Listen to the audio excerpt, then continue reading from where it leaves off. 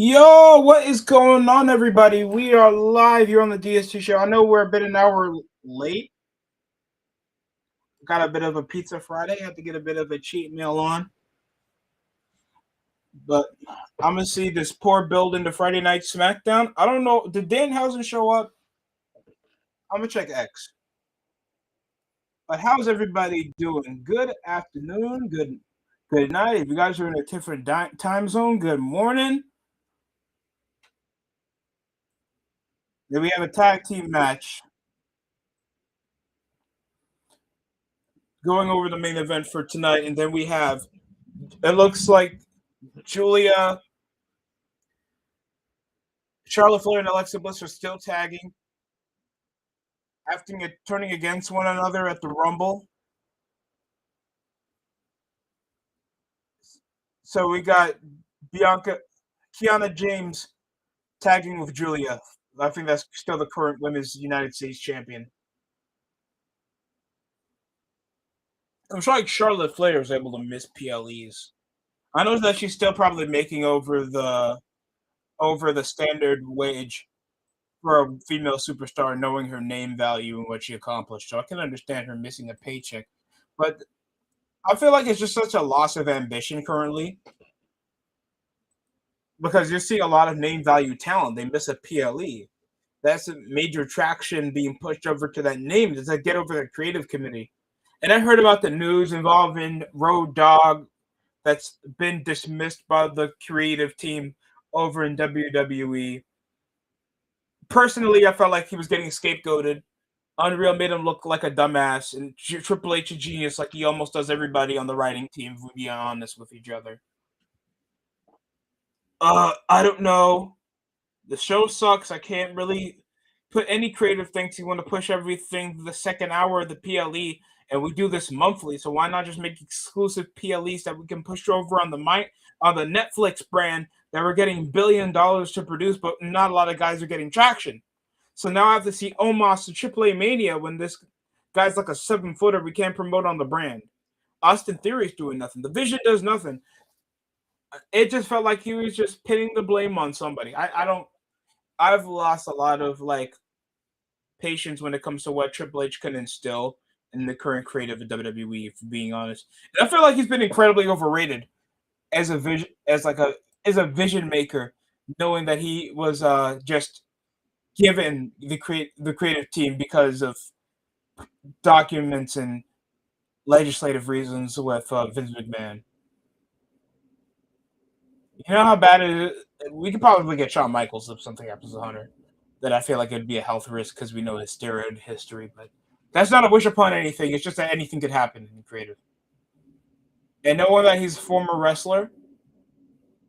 Oh, standing moonsault. Oh, why don't you? Kiana James needs to Eve Torres it and give a little bit of a. I'm joking, guys. I'm joking. I'm not that much of a pervert. Maybe a little. I'm lying. I'm lying.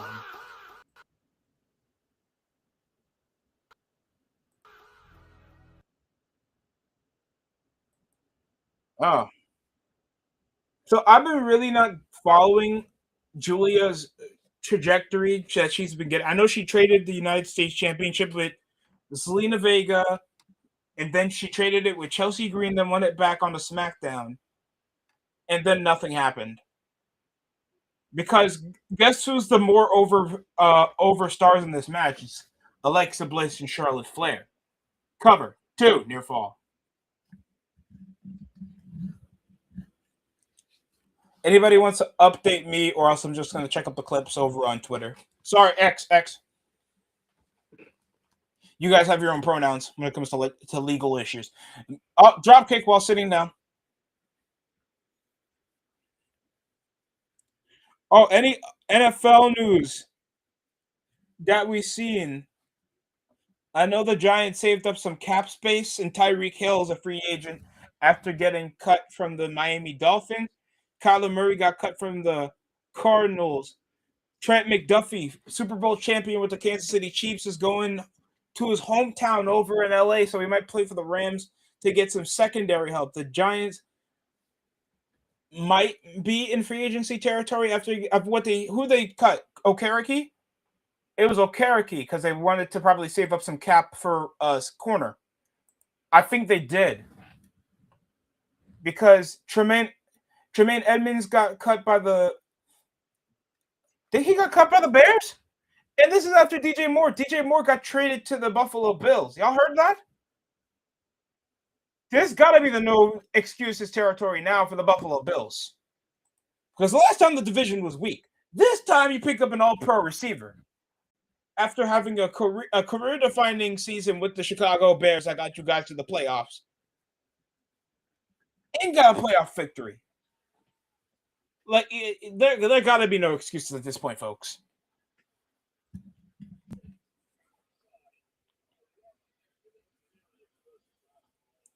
Her personality, that's a weakness for Kiana James. She looks beautiful, by the way, folks. No discuss on the look. It just never feels like she has an identity. It's just being the random chick that looks nice. While like Chelsea Green, she's not distinct enough. Like, are you kidding me? And now I hear there's some backstage heat involving. I don't know if this is a work heat thing. If anybody comes into the chat, please explain to me like what type of heat Rhea Ripley and Jade Cargill have for their match, or it's just social media banter to just build up for the PLE. And if they are, why not just have segments? You have to do a work angle on social media to try to relevant your wrestling feud. It just looks corny, in my opinion. What the fuck was that? What the? Julia went for a running missile drop kick to the ass, and it looks like she busted her ass. Is this what I was waiting for, guys? Is this the superstar from Japan that was supposed to be this good? All right, here it goes. Oh, double hand into the stump to the face. God damn. Double hooks back of the hand and then stomps her in the face. Why not get a pin out of it? No, it just builds up to another. It just builds up to another tag. Yo, Kiana James Irish whipped into a splash to the corner. Is 2K26 out? I think around this day. I think so. And waiting for the hot tag, Alexa Bliss, but Julia tries to grab her legs to stop the tag. Kiana comes to try to stop the tag. Bitch goes for an elbow drop. Hot tag into Charlotte Flair. And there's a crossbody on both superstars. Chop. Those are some shitty chops. I'm not going to lie. I apologize, but these chops are mid as hell.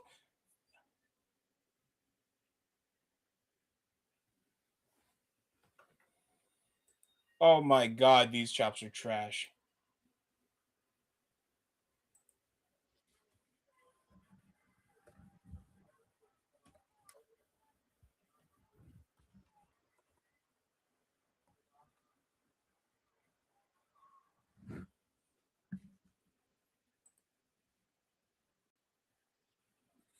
Update the title. Sadly, I can't display this over on the YouTube as well that this is streaming.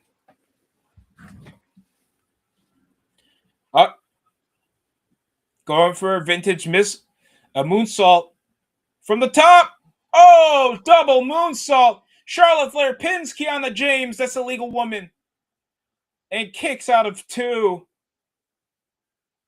I don't know why Charlotte Flair's gear looks like it got worse. The the intersleeves cutting in. Now she got a knee brace on with the mascara on, bro. Every MCL tear and Botox surgery gets worse. Back body suplex by Julia. Cover 2. Near fall.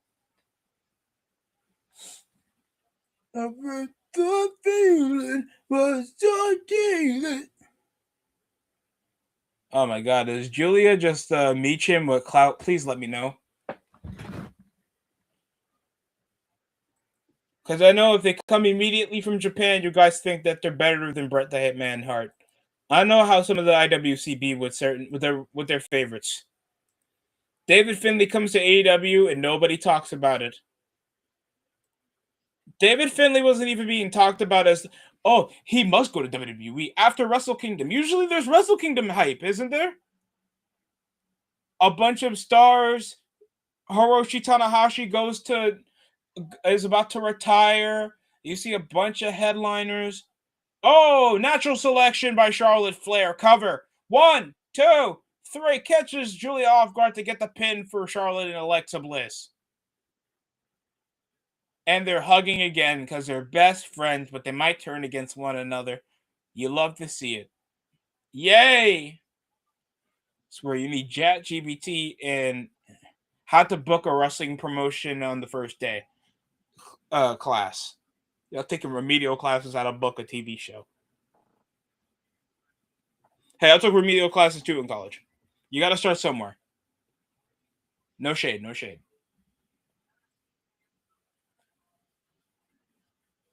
So Cody gets a shot all because he got costed. He got costed by McIntyre.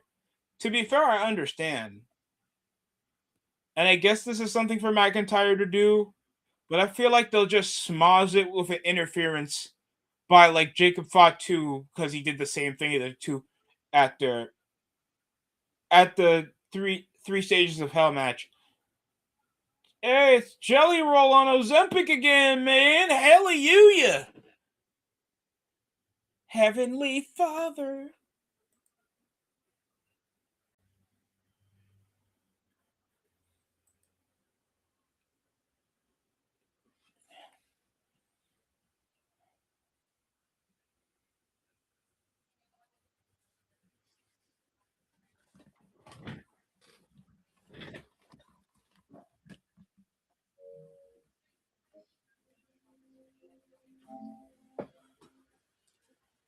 I know Cody's going to be eventually put into the twist because we can't book him without the title.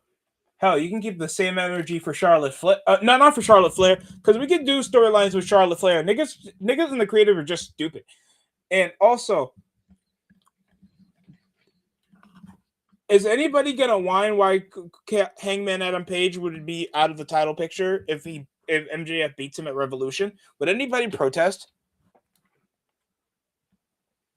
Oh my God! Hey Sammy, hi Sammy. I forgot you're on TV.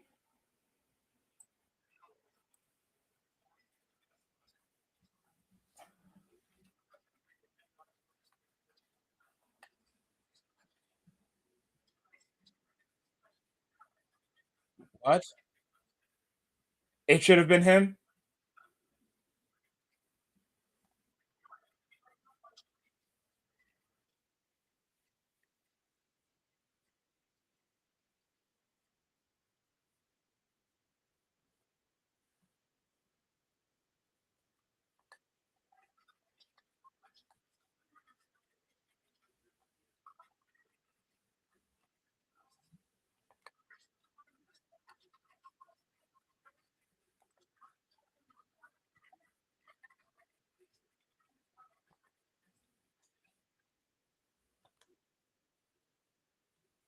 It should have been me.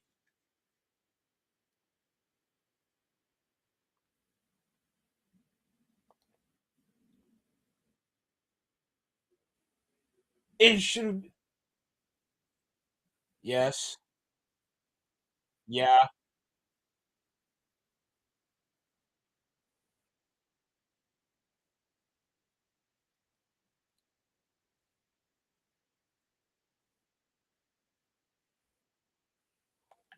Sami Zayn gotta stop acting like a goddamn whiny, like, best friend Angle from a Degrassi episode that everybody forgot until you see the clip of Drake getting shot.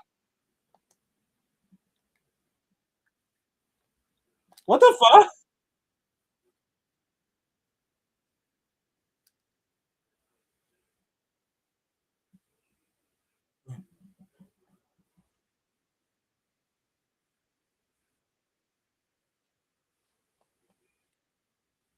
Oh,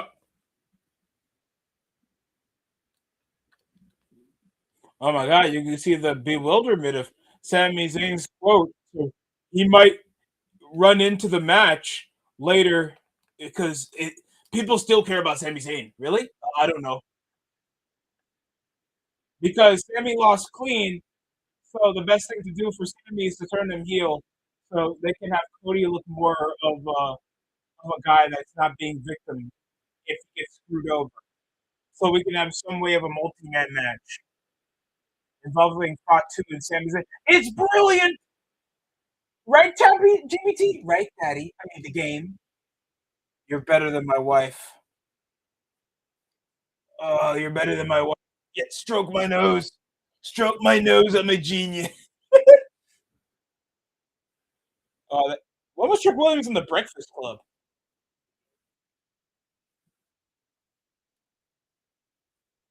Whoop that trick, whoop that pussy clout. I don't think that's what they're saying in Jamaica, Trick Williams, but I'm glad you're getting traction. I love that your entrance is over. DST don't glaze, February is over. Hey yo, Jesus Christ. I remember somebody said that when I thought I was like fake when I was just glazing Trick Williams. I like him. He's a great wrestler. What are like Hispanics supposed to stop hating? Are supposed to stop liking Mike Santana because it's not Independence Day in their nation and over in South America? That's crazy. Oh my god, the Motor City Machine Guns guys, they're alive. They're not in catering anymore. What's they gonna get jumped by? Obafemi?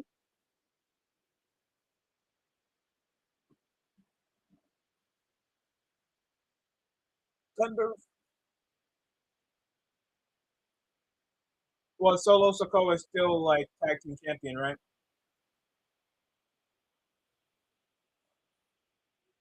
Alex Shelley, Motor City Machine Guns.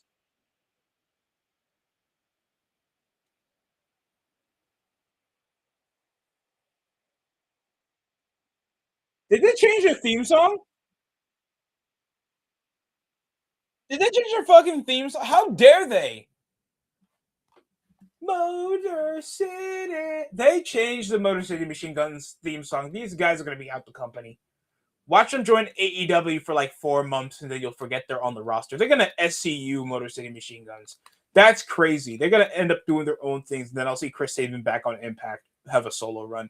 I bet that's going to happen in the next 2 years. Mark my words. Put that dot in the hat because I know Datilla would probably use that for content. I'm joking. I haven't seen her in like a while. Well, I haven't seen her in 3 years since continuing school. I'll I'll love. I'm not trying to build any tension or anything. I am curious about I guess the disconnect between her and Swerve. I don't know what broken down. I'm not gonna dig into that, but every time it seems like he brings her up, something bad happened.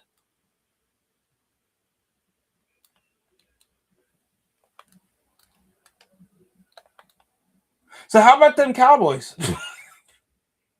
No offseason moves being made. And we got this involving the World Cup in just a few months, guys. You guys excited? I know I am because it's probably the most talented team I've ever seen play in the World Cup in years.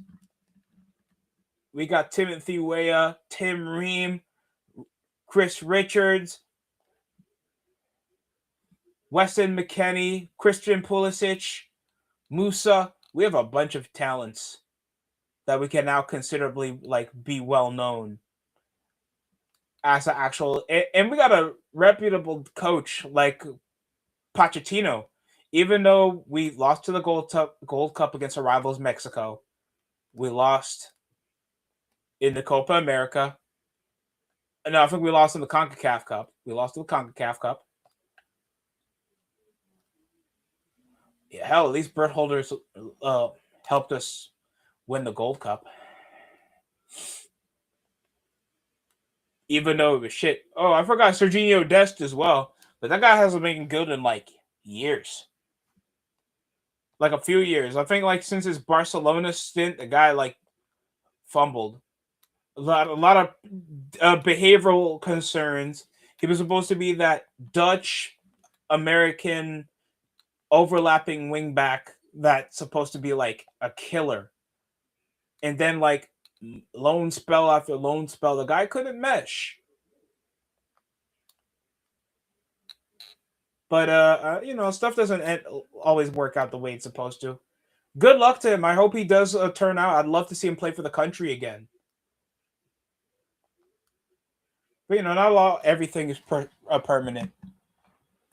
But it's going to be a very exciting World Cup. We know France is going to be stacked as hell. Seriously, their front three, like at least like almost half of them are Champions League quality players, and most of them have won a Golden Boot. And you got Kylian Mbappe that can play like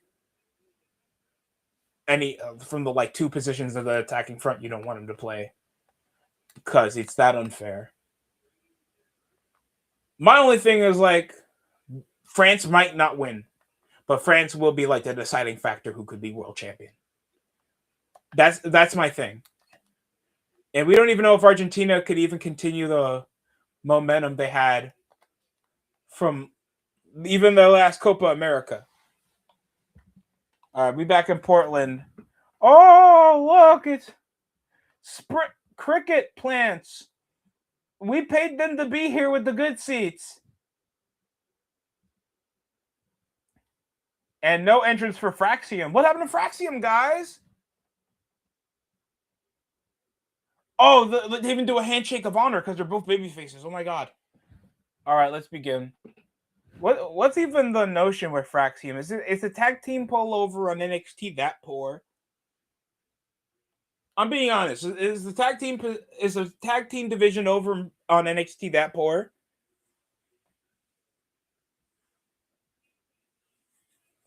Oh, let me guess. He's gonna roll over and kip up some vintage. Oh, roll over. Yep, there's the kip up.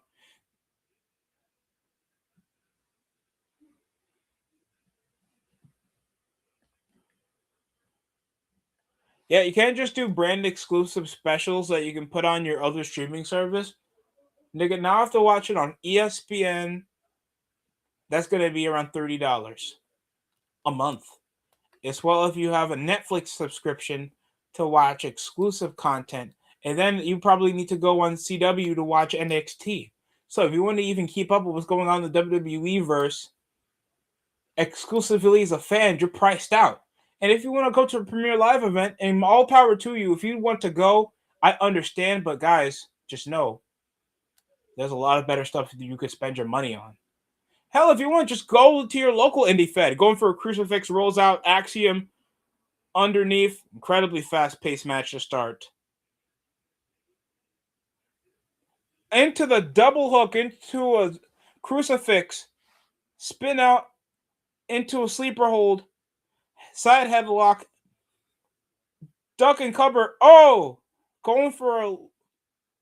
Was that a Luthez plunge? No, not that.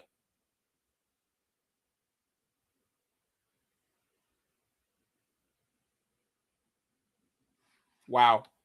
Into a quick snap German suplex by Axiom.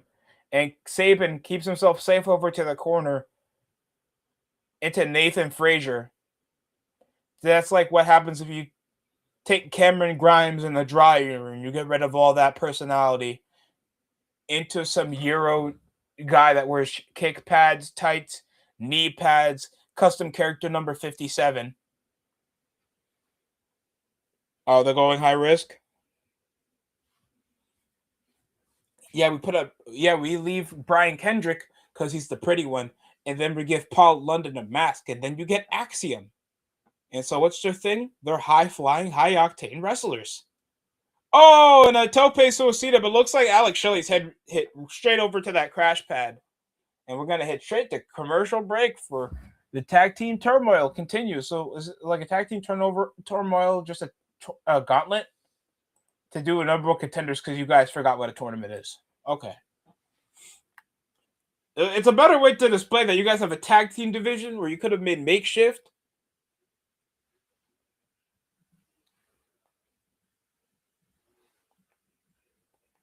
Okay, but let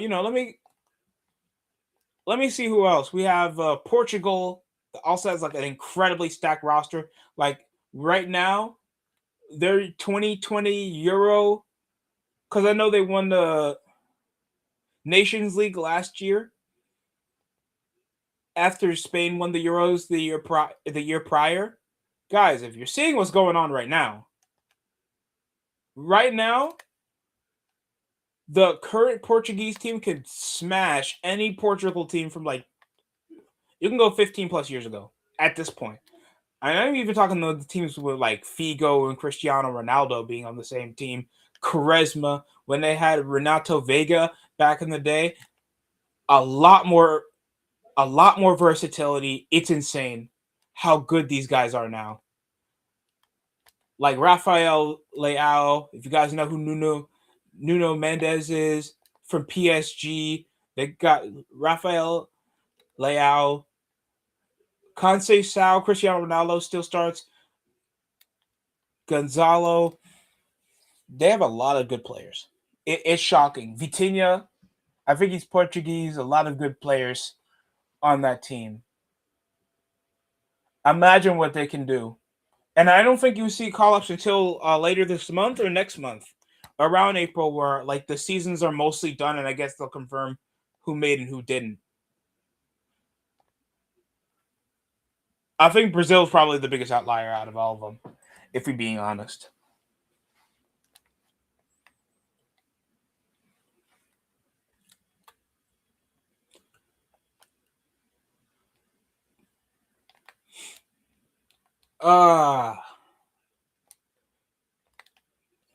So I wonder what type of glitches we're gonna get over opening launch of WWE 2K26. Probably something fixable, but my thing is just if the game modes could hit.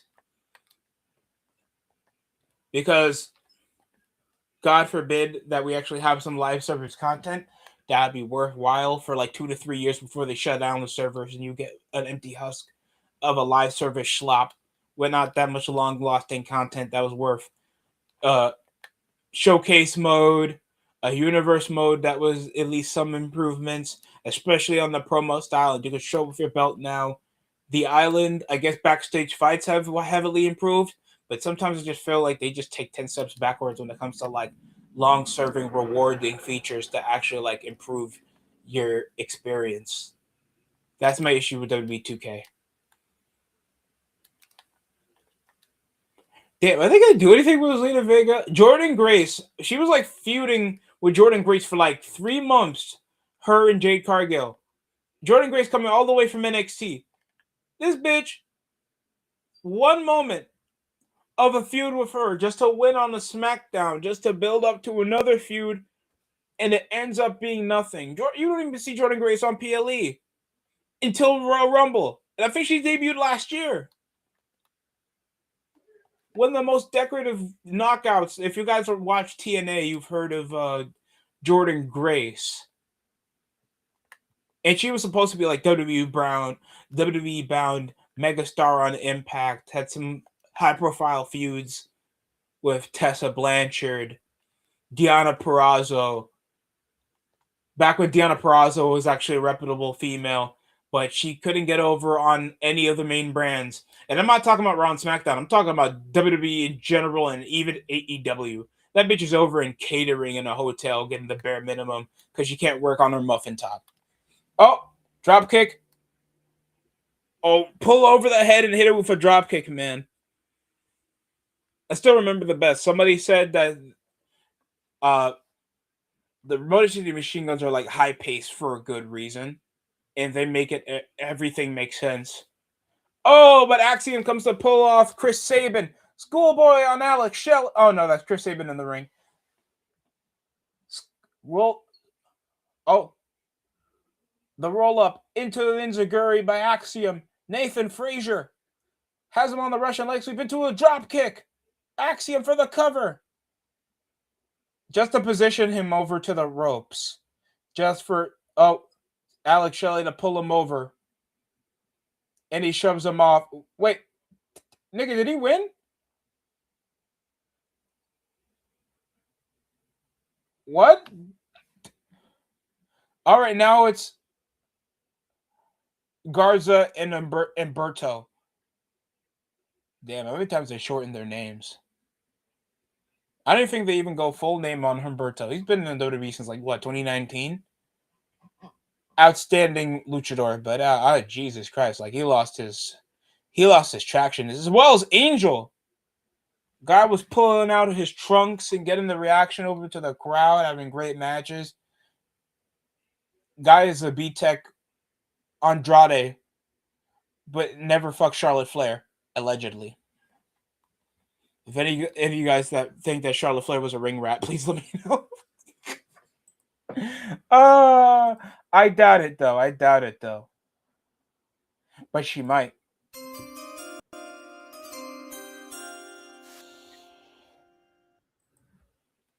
Y'all, God forbid that Paige didn't have a body count and forgot about the tapes back in the early 2010s to mid 2010s when she started sleeping around with Brad Maddox and Alberto Del Rio and getting choked out at the same time because that was a broken woman. And yet her PR was so crazy with the company, having her manage the Kabuki Warriors, even though she couldn't manage, even though she couldn't talk, and she couldn't even get over on AEW. And it's somehow my fault. Fuck. I don't understand. I never get the PR for Paige. Y'all got barely telling me top 10 promos or segments involving. Y'all can't even tell me top 5 matches except the match he had with AJ after Mania 30. I swear to God, I'm not hating. I just don't understand where the memorabilia come from. And then you guys have to bring up that back nowadays, Javon Evans is better than Bret Hart. Javon Evans can't sell out Madison Square Garden. Where are y'all getting Javon Evans is better than? Nah, we're not doing this. We're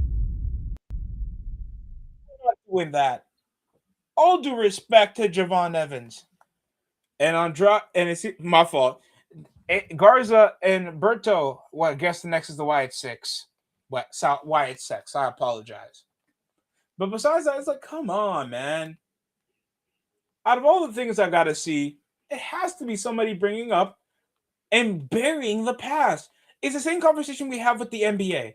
And I'm not saying that the NBA in the past is picture perfect. 2002, some of you kids wouldn't even have the patience and ask where was his shot selection there? Why did he make that play? And it's perfectly fine. We all have our perceptions. It's always fun to see what Ray Allen could do with the basketball, but there's certain players that can just be beyond the game. It's okay to say that you think that Klay Thompson's a better three-point shooter than Ray Allen. But I will not die on that hill and say, because Javon Evans can work the crowd and he can get himself freshly over, you got to say that he's a better wrestler than Bret Hart because he can do a springboard cutter over to the outside. That's crazy. We have fat niggas doing 619s and they can't get pushed to the main event. Kevin Owens can do stuff that you wish Big Show back in 98 was doing. And guess what? Kevin Owens is not selling out arenas, respectfully. Now it's the Wyatt Six that were the previous tag team champions losing to Solo Sikoa's group. What's it called? NTR now? Isn't that like a kinky thing?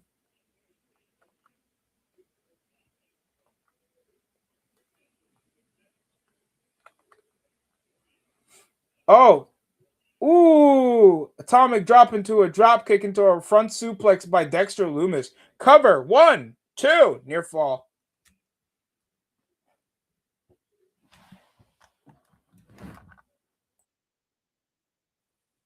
So now it's gonna be Joe Gacy and Dexter Loomis. And yet again, the Wyatt Sects are having the same issue as 2015 Bray Wyatt, Wyatt family. And hell, you could say like back in the day, like you could say like at least 10 years ago, you were getting way better wrestling quality for even double the time. Because usually you see like Jeff Hardy match up with Chris Jericho, the match be like 5 minutes, and then you get the payoff that you get your 10-minute to 20-minute matches on pay-per-view. Because they bought that up. So it feels like you're getting the minimum of the action, but you're getting double the drama on TV until you see what goes on the PLEs. That's why they call it pay-per-views. It actually pays off.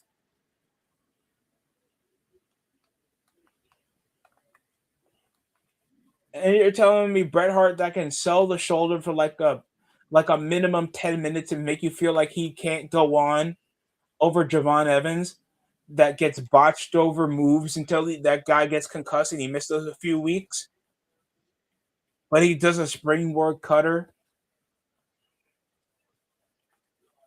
but the crowd's dead on the most minuscule spot over a superplex.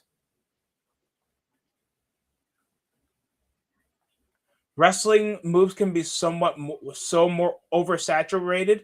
It completely kills certain spots that's supposed to be important.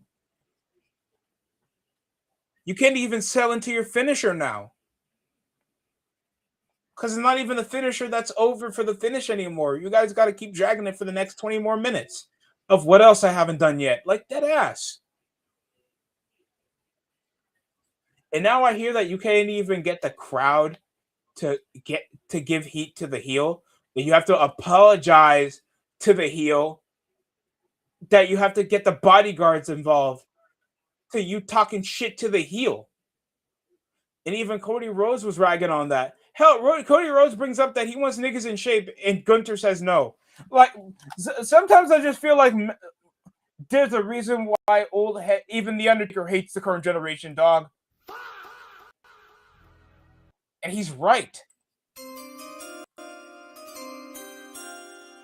Come on, man. And then we're back over to another commercial break. Oh, that was quick. Under the rope. Oh, Loomis gets dropped.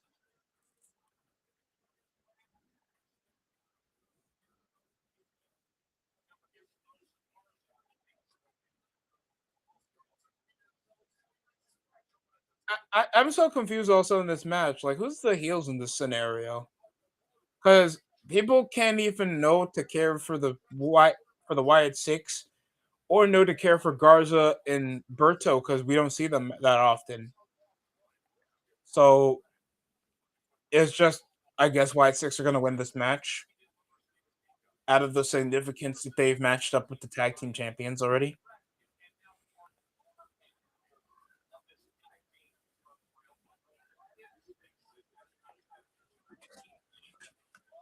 This is my brutality. This the feeling, no more feeling.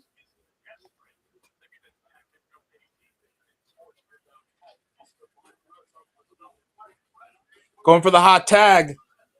Oh,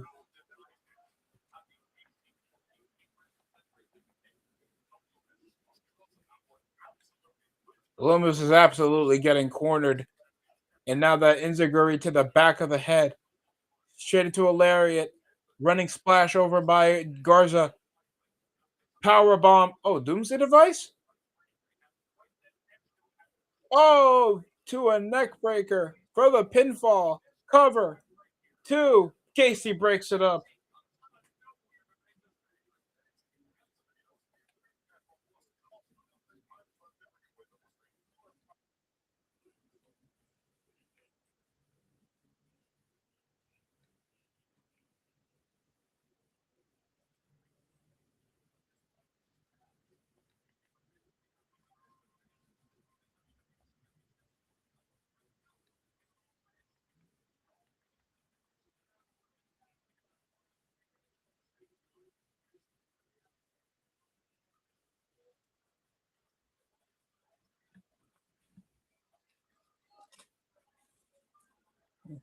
Yeah.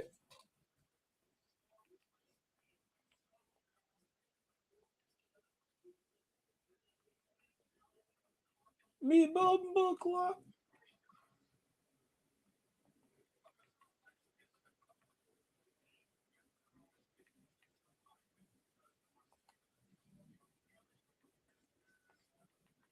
6 or 7. Sorry, Wade. I'm sorry, Wade. Oh my god, the super kick by Gacy. Berto is completely defenseless, but look at this. It's Tongalo. It's Krakatawa coming in with the interruption. Loomis, dude, talking to the jeans, and it's a pinfall upset. Berto picks up the score and the victory.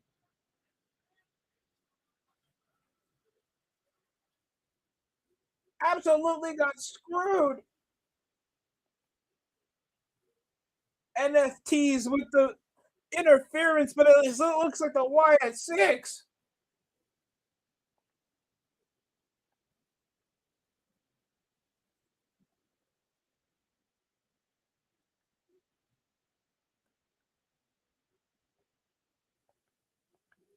Wait, I'm sorry. What? And R-Truth and Damian Priest, because of their Judgment Day days,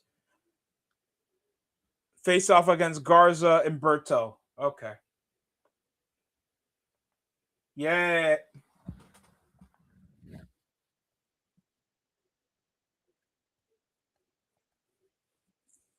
Yep. And R-Truth, what is he picking up his pants he ripped out? Yes, he did.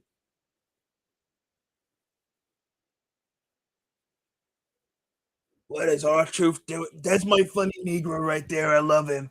I love him. R-Truth. I remember when we had him back as Ron Killings just for him to turn back to the funny Negro shill. Triple H. You don't know much. I hate you. You WrestleMania 19 R-Truth. You made him come looking like New Jack to make him looking like Booker T when he fought Edge for some fucking shampoo back at WrestleMania 18. Oh! Ends a kick into a running knee over to the bottom rope. Looking like a buckshot to the face. True. True. One. Next week on Smackdown. When's the last time the SmackDown tag titles were even? Sorry, the tag titles are on the line. Thank God I can call them that now.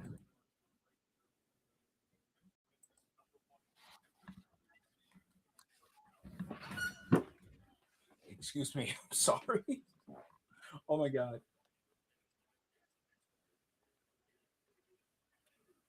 This is my brutality. Oh, this feeling.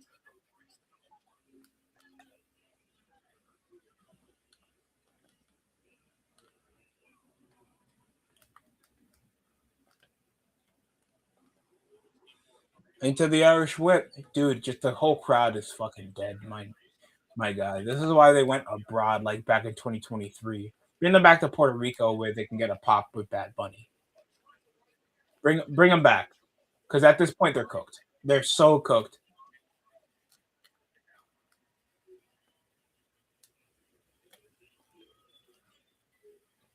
God forbid Fraxium picks up a bit of a push.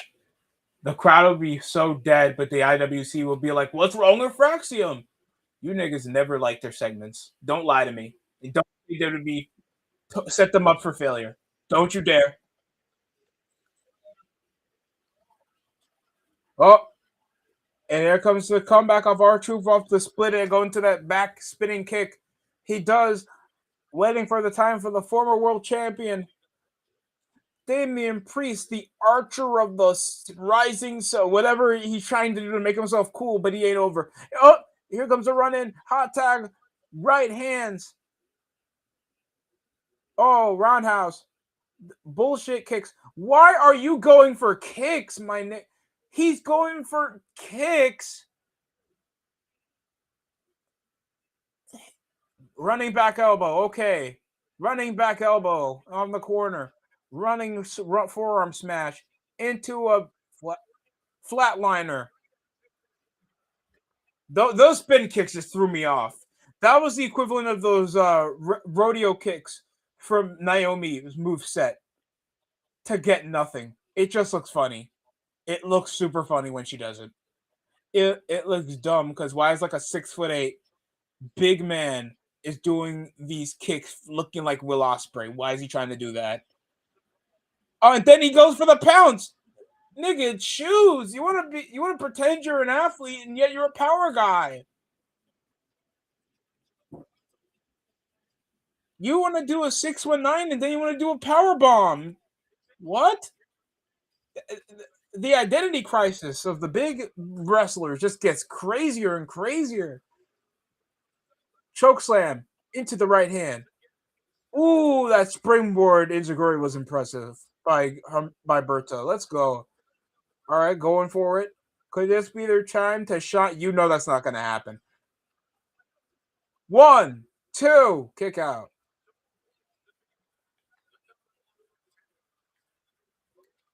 Now for the summer.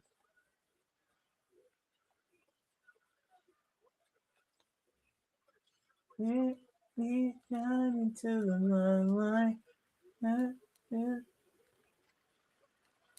Oh! R-Truth waiting for the tag.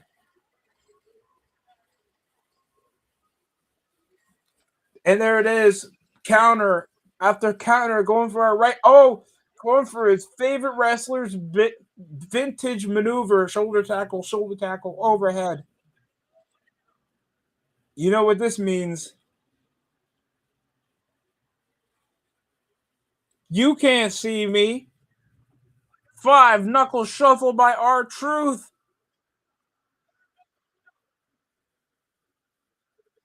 Still can't let me forget that means masturbation. But like 03 John Cena was super vulgar. STF by R-Truth. That looks awful. Berto's trying to make it look tight. Oh, but Garza comes out of nowhere.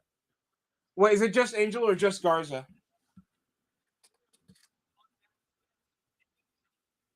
Oh, it's Angel. I guess it counts. Stops himself off the Irish whip. Truth of a taunt, but a kick straight by Damian Priest to stun Angel. Oh no.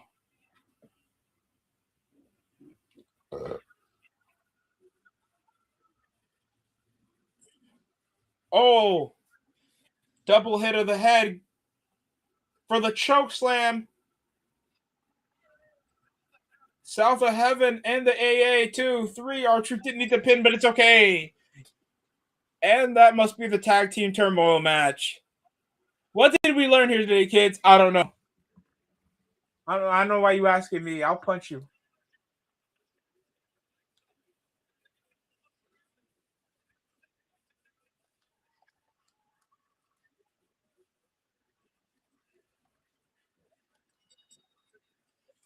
And it's a major victory for R-Truth and Damian Priest.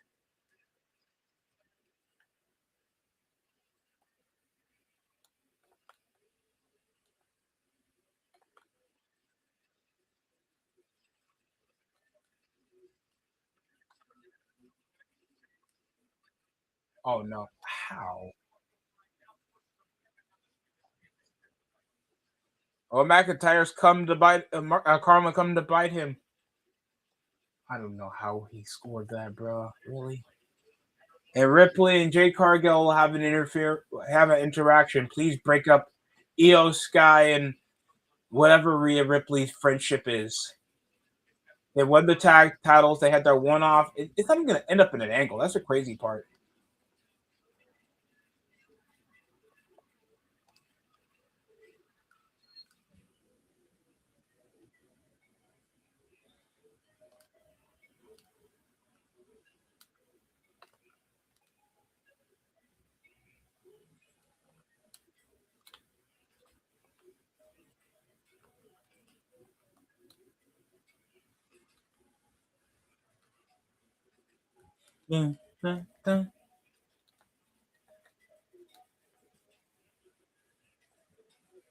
Dun.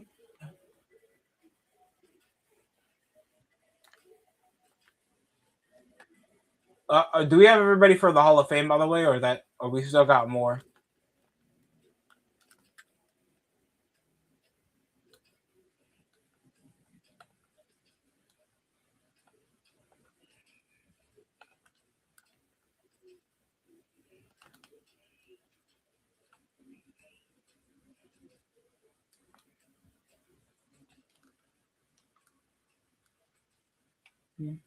Because I know people always get a term more. I'll learn not to care because it's crazy.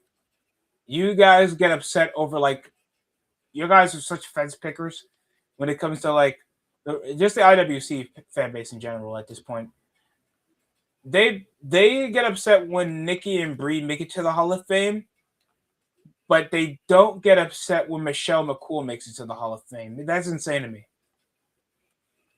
Michelle McCool had the least relevant tag team.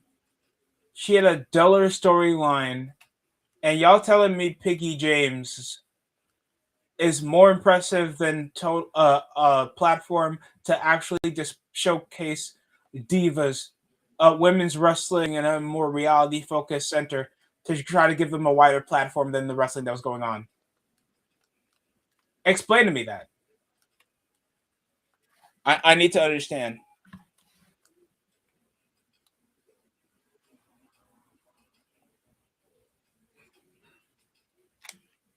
Y'all picking Lay Cool over the beautiful people?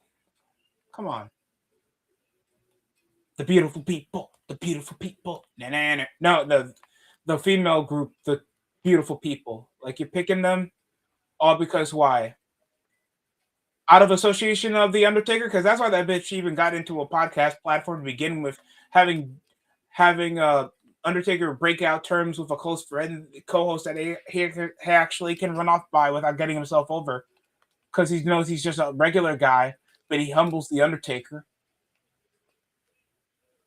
Like be for real. Michelle McCool has no business except being the bitch that was part of the roster to make you feel young. For real. You're telling me Michelle McCool is more prevalent than Mickey James was? Even Gail Kim, even though she had a better career on TNA than people would recognize her on WWE platform. I understand. But come on. Even Natalia. People say Natalia is like the Dolph Ziggler. I would say Natalia is like the Dolph Ziggler of the women's division. But I think I have more respect for Natalia for the women's division than I have for Michelle McCool, if we being honest with each other.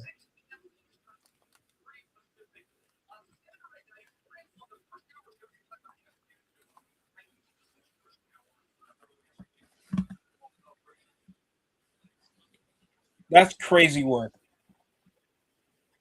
What's popping? Not right now, John Jay. Not right now.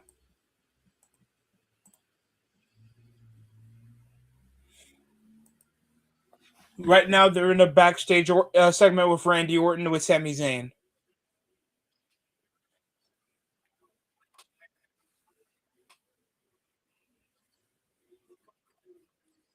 RKO everybody t-shirts.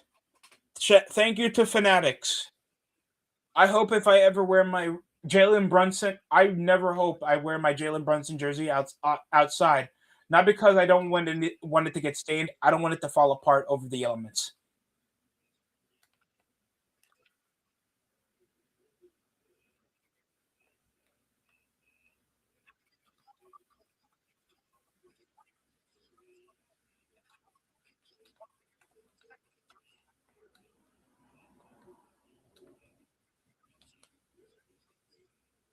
Oh, look at Sami Zayn trying to stir the pot. Oh,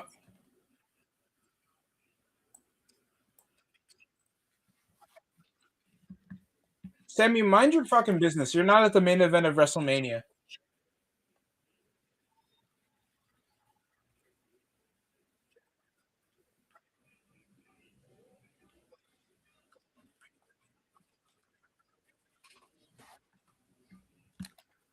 John Jay, if you ever join, please let me know over in the private chat.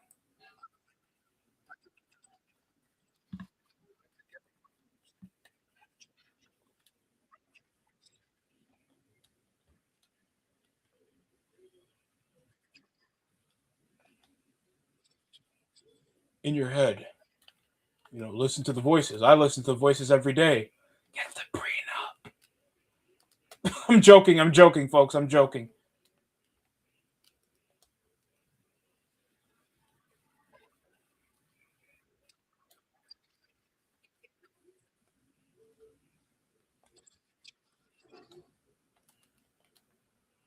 Don't worry, Johnny. After this whole storyline is done with you moping around, you'll be all elite. My brutality.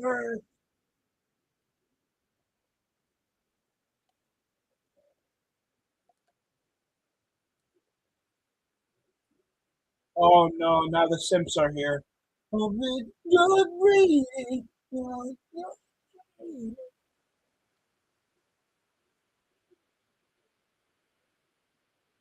Rhea Ripley.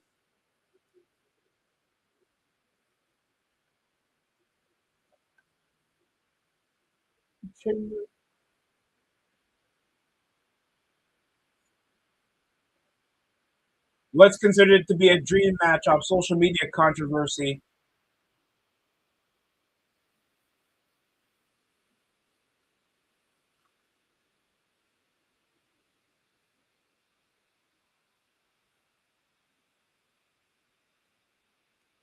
Goal!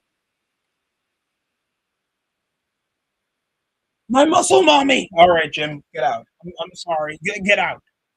Freaking pervert.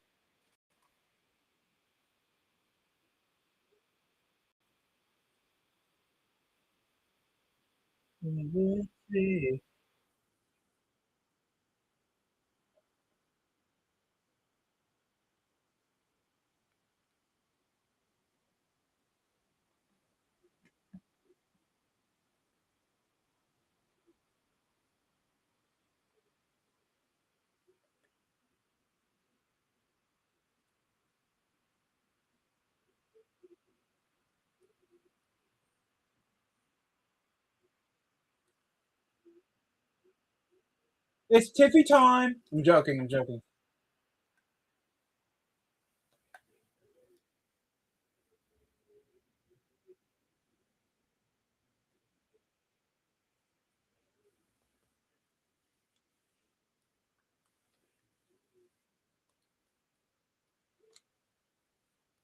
Say it to my face. And Rhea Ripley calls out Jay Cargill to say it to her face. Was that shit you be singing on the gram?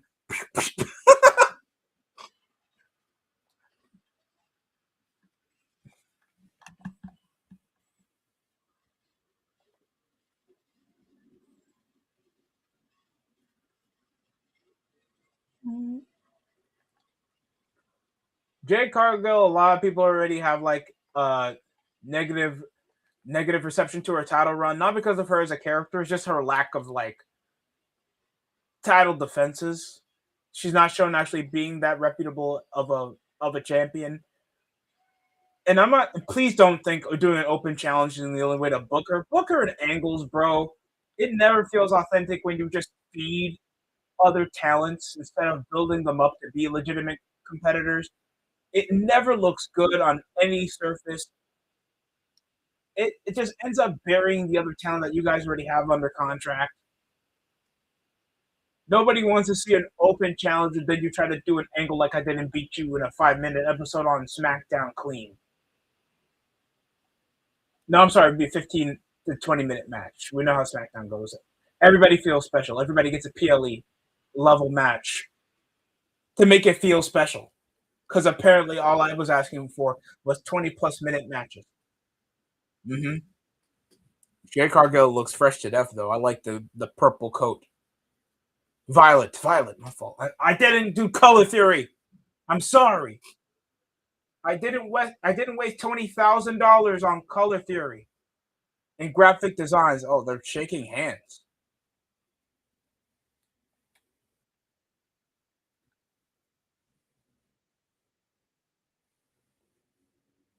Who told her to say that?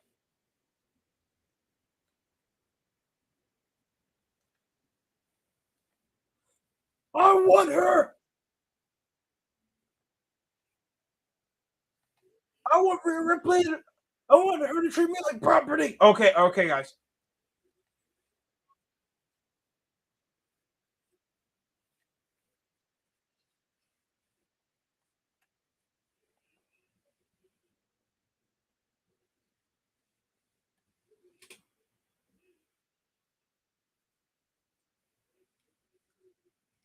Mm.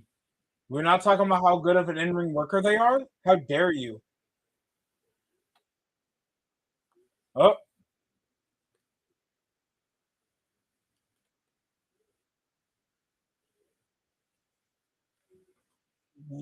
powerful. Mm.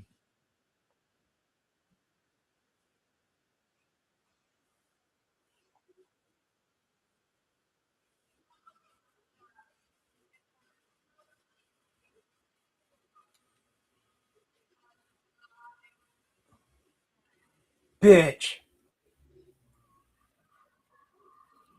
That can go on a T-shirt probably. Foul.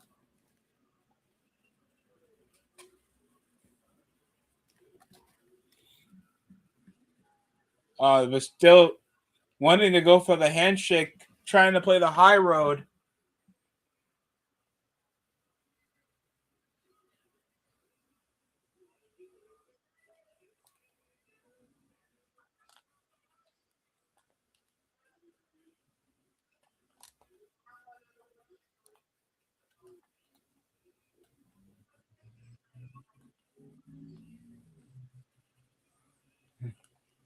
Hmm.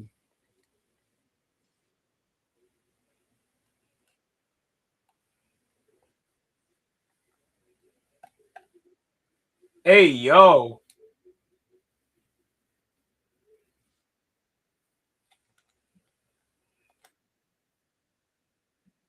Oh, and now Jade is trying to strip up to show off her coat. Her coat. Her coat. Just her coat. YouTube. Just her coat.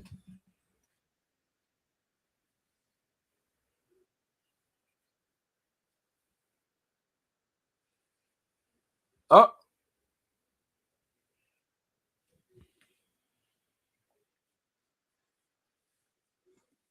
hit me with your best shot. Oh, I'm excited for this match because I know how good Rhea and Jade will be. You don't see a lot of powerhouse women go against one another unless you want to count Jade. And no, I think Rhea and Bianca had a match against one another, or you want to do Rhea versus Charlotte Flair back at Mania. What was that, 37, 38? I think it was 30. I think it was 30. I think it was 37 with Charlotte and Rhea for the NXT Championship. Ooh, you got your guns for the fashion. I'm not trying to say the N word.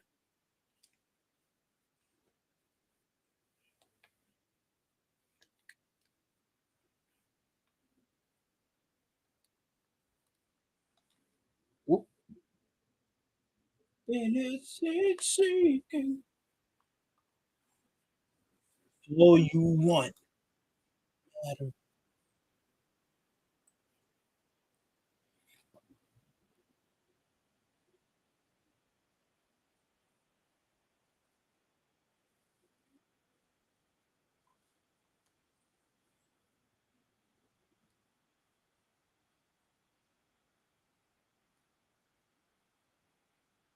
Ooh.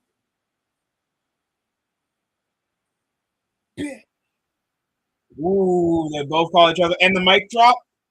Ooh.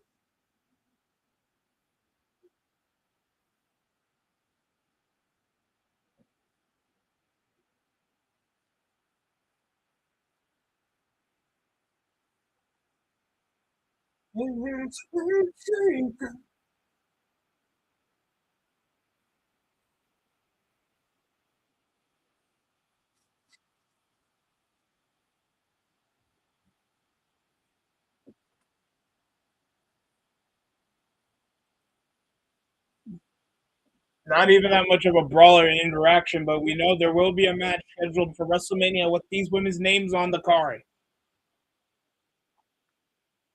And Sam, yo, how long is Gargano gonna?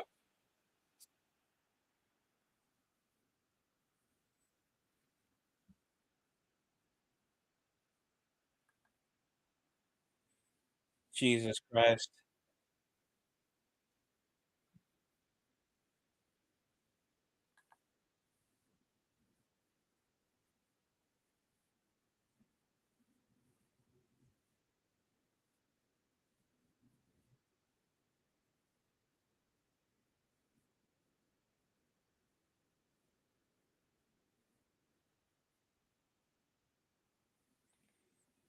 While Motor City Machine Guns going over their own problems, ignoring Johnny Gargano's mopiness.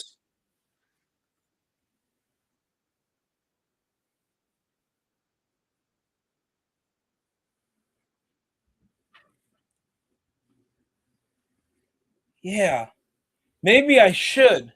Maybe I should lose to Obafemi next week on SmackDown. What? Yeah, you just get squashed by everybody. What?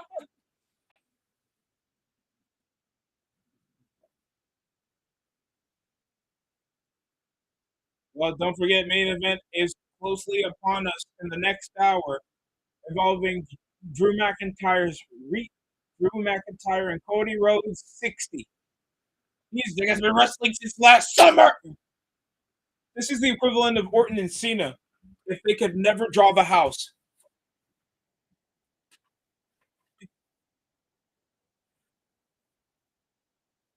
I forgot Shinsuke Nakamura was here. Guy shows up at SmackDown. He's not even in Mexico.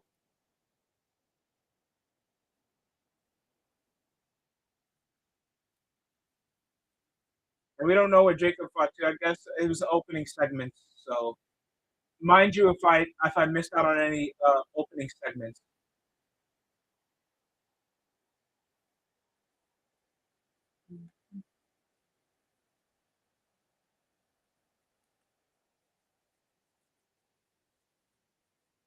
Road Dog, you know what to do with this procedure?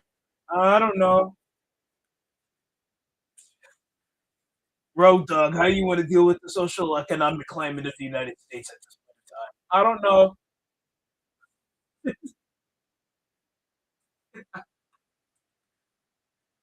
Road Dog is in the spectrum. Writer's block? No, no. Like he legitimately has. He has severe autism. Like, he has some type of chronological aspect. What? Because I booked him too. He's my Festus in the writing room. Unless you have the bell ringing, he doesn't know what's going on. But I love me some Ron Killings. Don't you love you some Ron Killings? We'll never book you to be a serious guy again.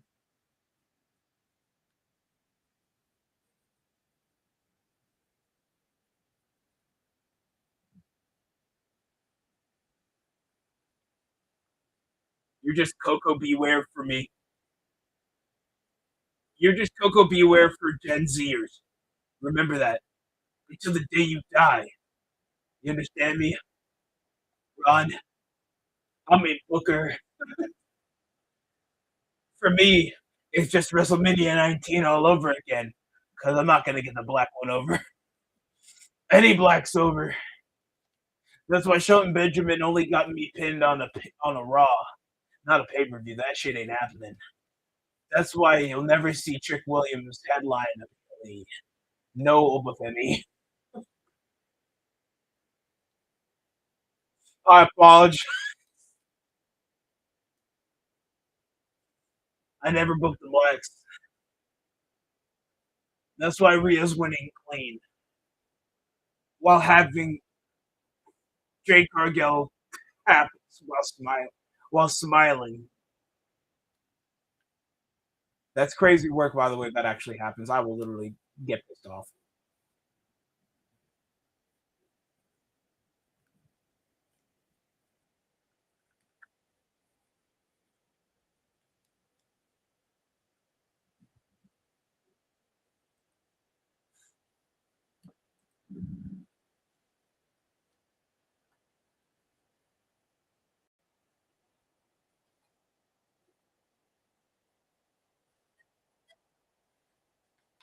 Do.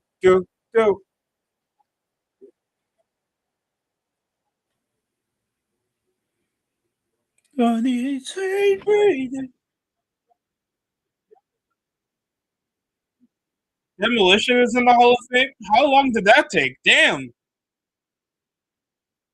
How are Demolition this long? And pause. How have Demolition been in the mythos of the back in the day, and they've just now made the Hall of Fame? Undertaker coming up full muffin top, wearing his biker getup, so he can just randomly insert the most random bitch into the Hall of Fame. At this point, have that Nicholas kid from back at WrestleMania. Oh my God, it's Bo Dallas again.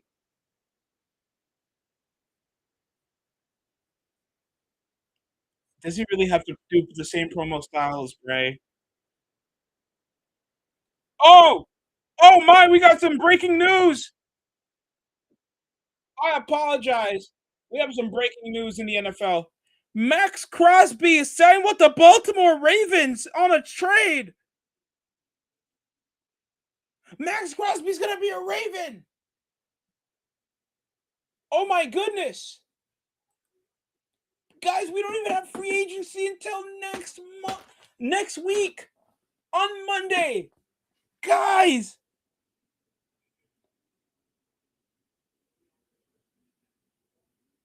By the way, why does Megan Thee Stallion have her own TV called Hotties? She has her own cartoon called Hot. Oh my God. Jesus Christ. Is that real? I'm not talking about the BBL she used to attack the dummy. I'm literally talking about the whole ass cartoon in general.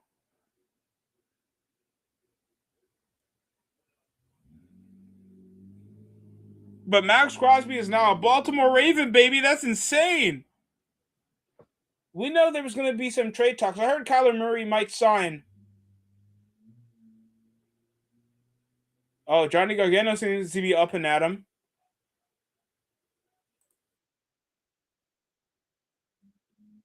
Don't you dare try to put Johnny Gargano to try to get over. Oh, oh. I was right. All right, John Jay. Yeah, you got like an hour left until like 11 p.m.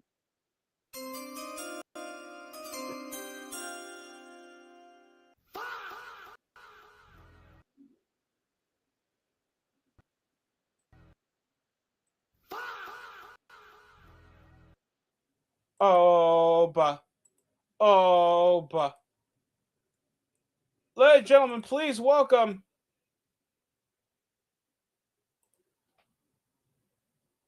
John J. Sorry.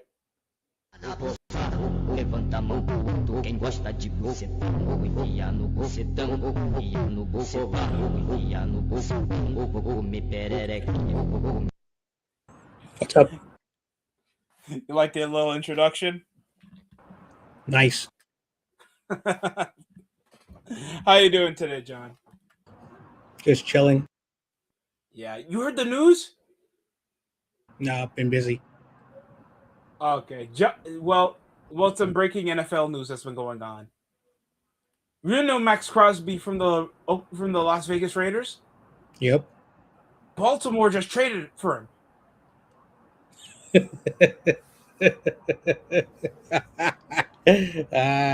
He's better off there. God bless. You're gonna go with 11 wins and losing the divisional round, but that's better being in purgatory. Oh man, I got my feelings about the Raiders. That's all I want to say. I know you're just happy that they lose an ace player. Dude, I've been saying for years that dude should not be a Raider lifer. Look. I'm just saying, like, a Niners jersey doesn't look bad on him. Like, him and Bosa would kill it. But I know a lot of 49er fans right now who are going I'm to be upset. I'm freaking upset. I wanted Max Crosby on the team. We've been shredded at the linebacker position. Yeah, I know.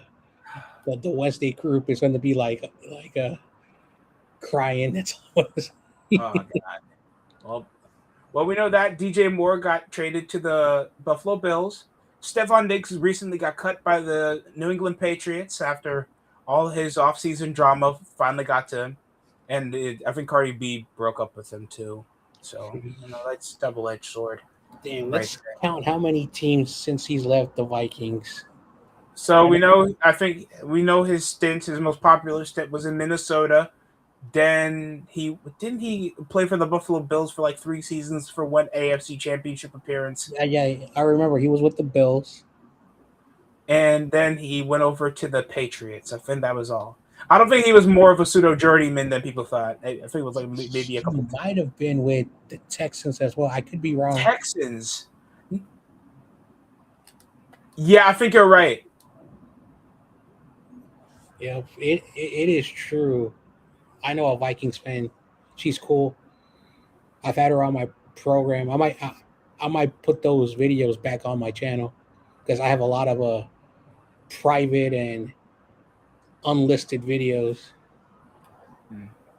But she was telling me that Diggs was a troublemaker in Minnesota.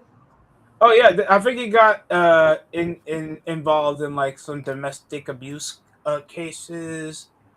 Got involved like getting in affairs with women. Started like getting some female singers pregnant. So yeah, do that as you will. Mm, Oh my god. yep. Stephon Diggs, and also he's a drama queen. I think you've seen the running jokes of him always whining about not getting the ball a lot on his time with playing with Kirk Cousins, and then playing with Josh Allen, then playing with Jesus Christ Drake May. Are you kidding me? At this point, when's he the problem? Well, that's the type of person they feel like, oh, I'm just trying to find out my own happiness. You know those type of guys that are so full of themselves, they try to feel like, you know, it's not my fault. It's the people around me. I'm just fine. I'm just trying to be the best me today. I'm just trying to find my own happiness, and they're ruining that happiness. All of them trying to be a Jimmy Butler in their own world. Like none of that is their fault. Nothing they have to work on. That's Stephon Diggs.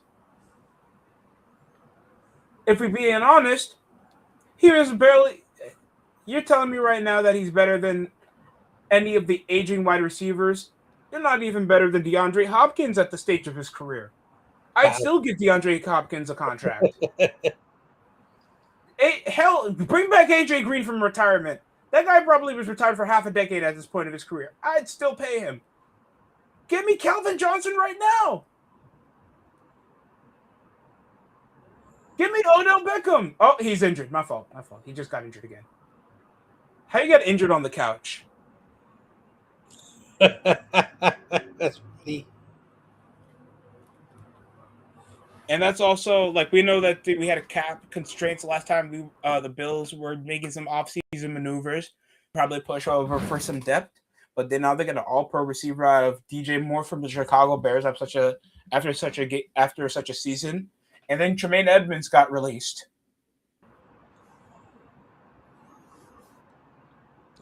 What's going on?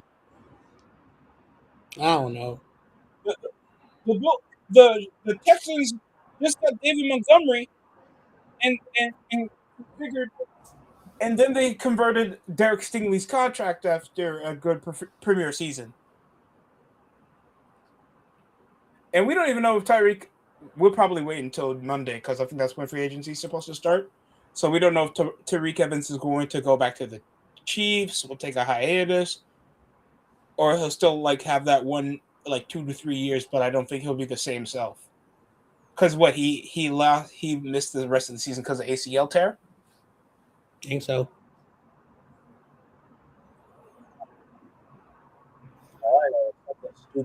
So you,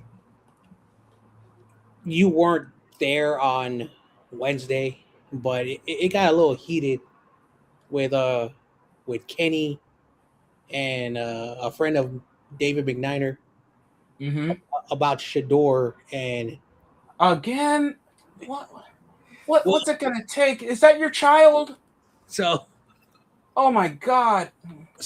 it had nothing to do with how he played in the season, but I was trying to explain to Kenny in the most nicest way possible that in the United States we have a bias where we love rags to riches stories. And Yeah.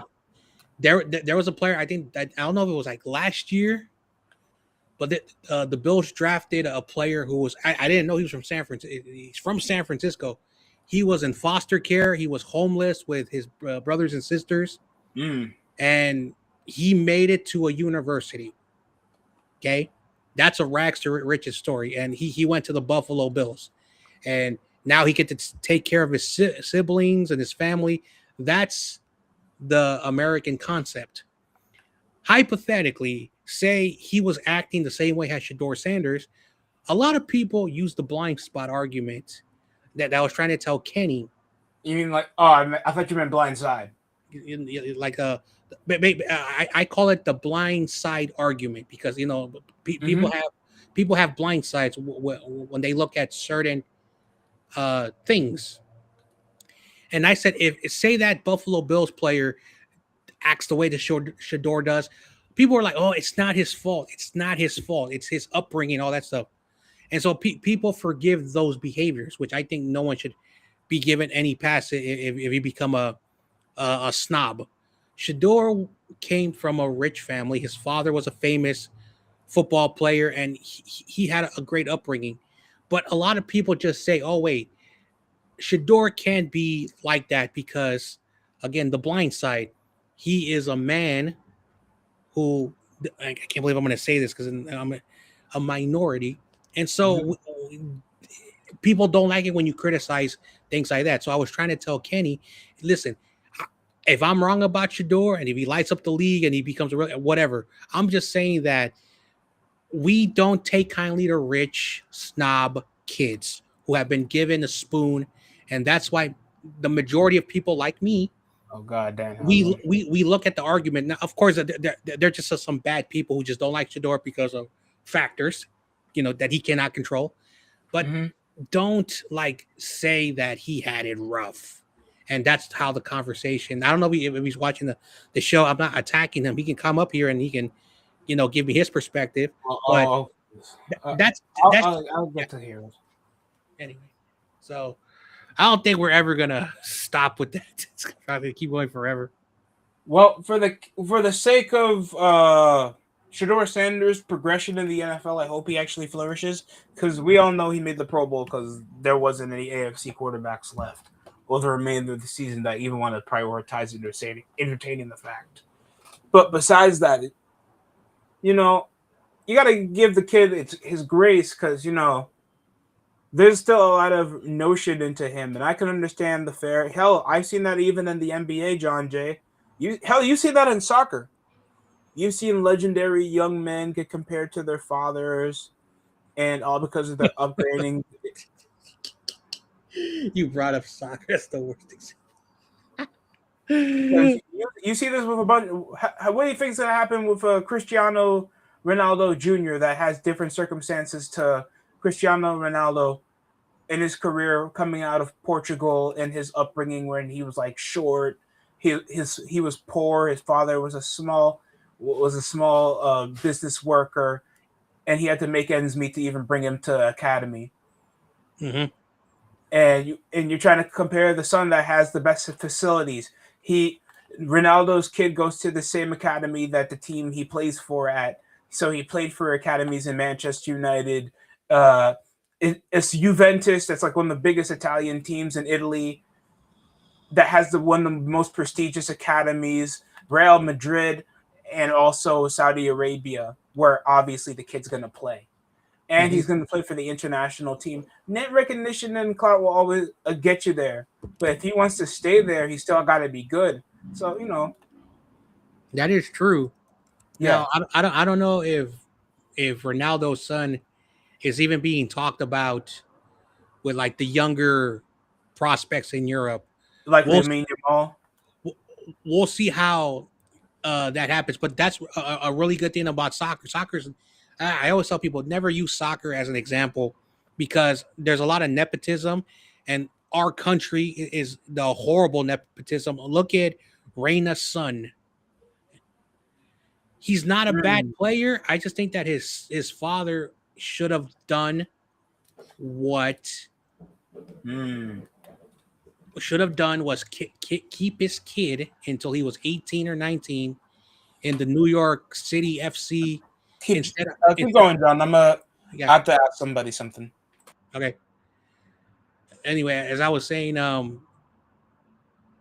he should have kept his son until he was 18, 19 before signing up to Europe. But Reina, who played in Europe, wanted his son to be in Europe. And some of these parents, and he could have flourished better if he would have had more time. And I know a lot of people, MLS is a trash league. MLS, okay, I get it.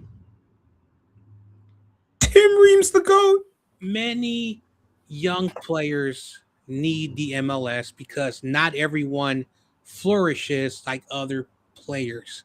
Sometimes they have to stay here a little bit longer, and there's nothing wrong if they're 22 or 23 or 24.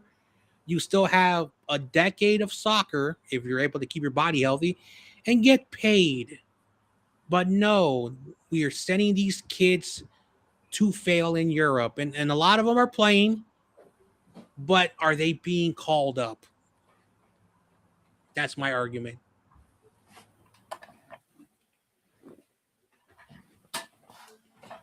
Yeah, I understand that notion.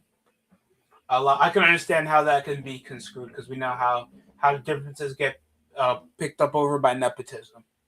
But I have less because I haven't seen.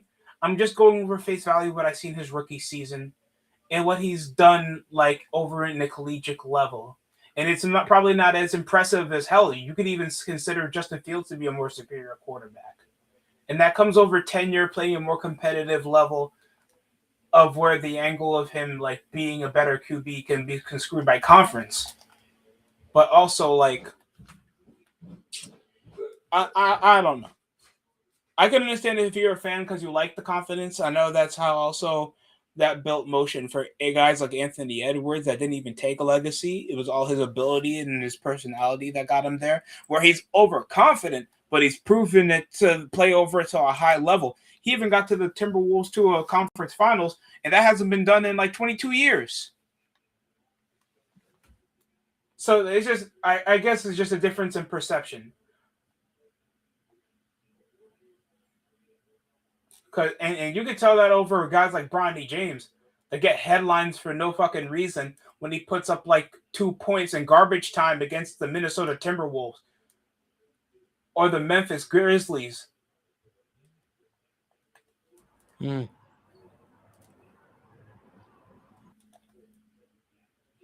So that's practically what we can get. Hopefully, Shedeur, all love to him. I hope he performs well. And I understand, like, there'll always be the stands and there'll be doubters. And some people that want to see it, because I can understand you see it in face value. And probably you don't consider him as good as they try to perceive him up to be with what you think his ceiling is.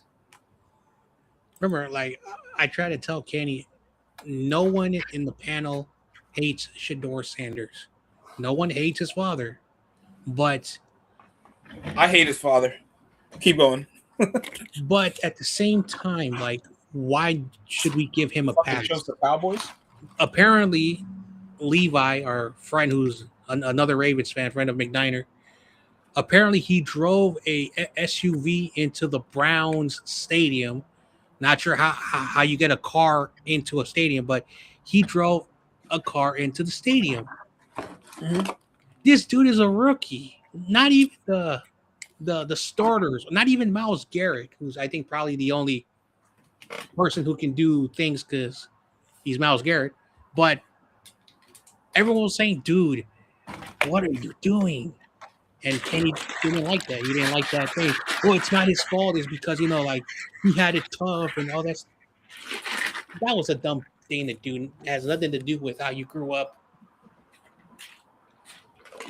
And that's how the conversation started. Jeez. I'm a 49er fan. If Brock Purdy did that, I will rip him to shreds. What the hell are you doing, dude? Drive his car into the stadium parking lot.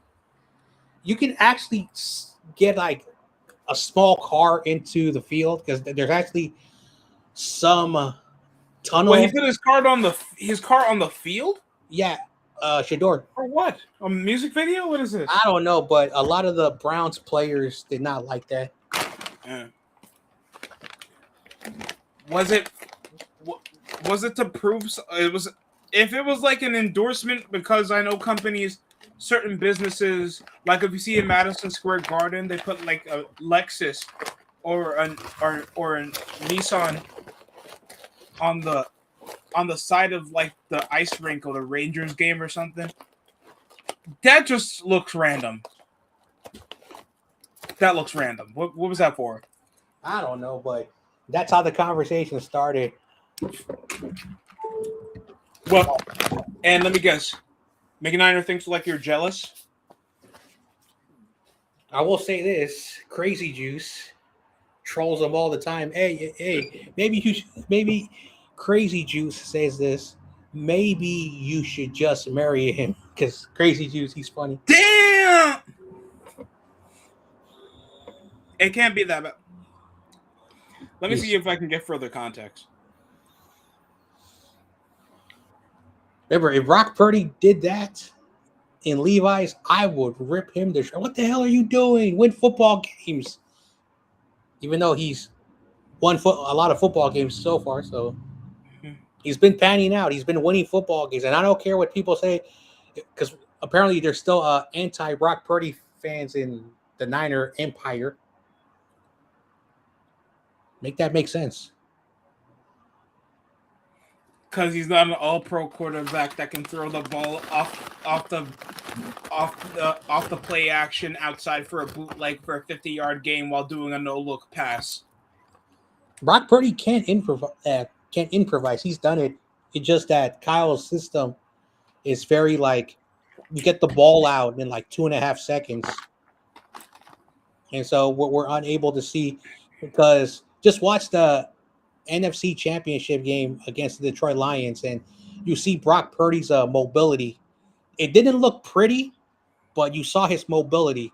He wasn't fast, but you're able to see that he can run if he has to. But that still wasn't enough for some 49. I was like, dude, he's been our quarterback now 2022, 23, 24, 4 years, and like, oh, he's still not it. It's my man Cody Raheem Rhodes. It's not February, but he's still part of the Brotherhood, John Jay.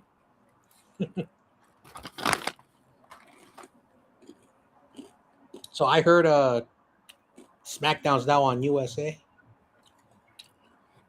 Yeah, it's on USA Network. Yeah, because Raw's on Netflix. Mm-hmm. And then the CW shows NXT. Yeah. I actually saw one full show just because I was bored and nobody was live. How was it? It is developmental wrestling because I saw a lot of a lot of the moves were slow, and you could tell that there's like the choreograph isn't like prepared. That's why they're not in either SmackDown or Raw yet. But they're at that point where they can speak on the mic and so. But I can understand why they have it because some wrestlers need a little extra time, and apparently I was talking to a buddy of mine who loves wrestling. He's like 24/7, like he cannot stop talking about it. He says that there are a lot of wrestlers on Raw and SmackDown who would rather like fight like a couple of months or like 3 months so they don't have to fly the places. And so he says that, and again, I don't know because I don't follow wrestling. He says for wrestlers who want to take a break but want to continue to living in Florida and like just a short drive and having a house there, if you're a wrestler who just wants to get in the business, but doesn't want to be like in the top shows, but you want to get a check, it kind of makes sense. I'm not a wrestling fan. I understand. Me personally, I remember back in the day, like around late 2010s when NXT was like the alternative brand where they thought it was better than SmackDown and Raw. And they were getting all these independent wrestlers that are now on AEW because some of these guys had traction from like people wanting, because WWE's quality was going down and fans wanted a more niche system to watch some new talent.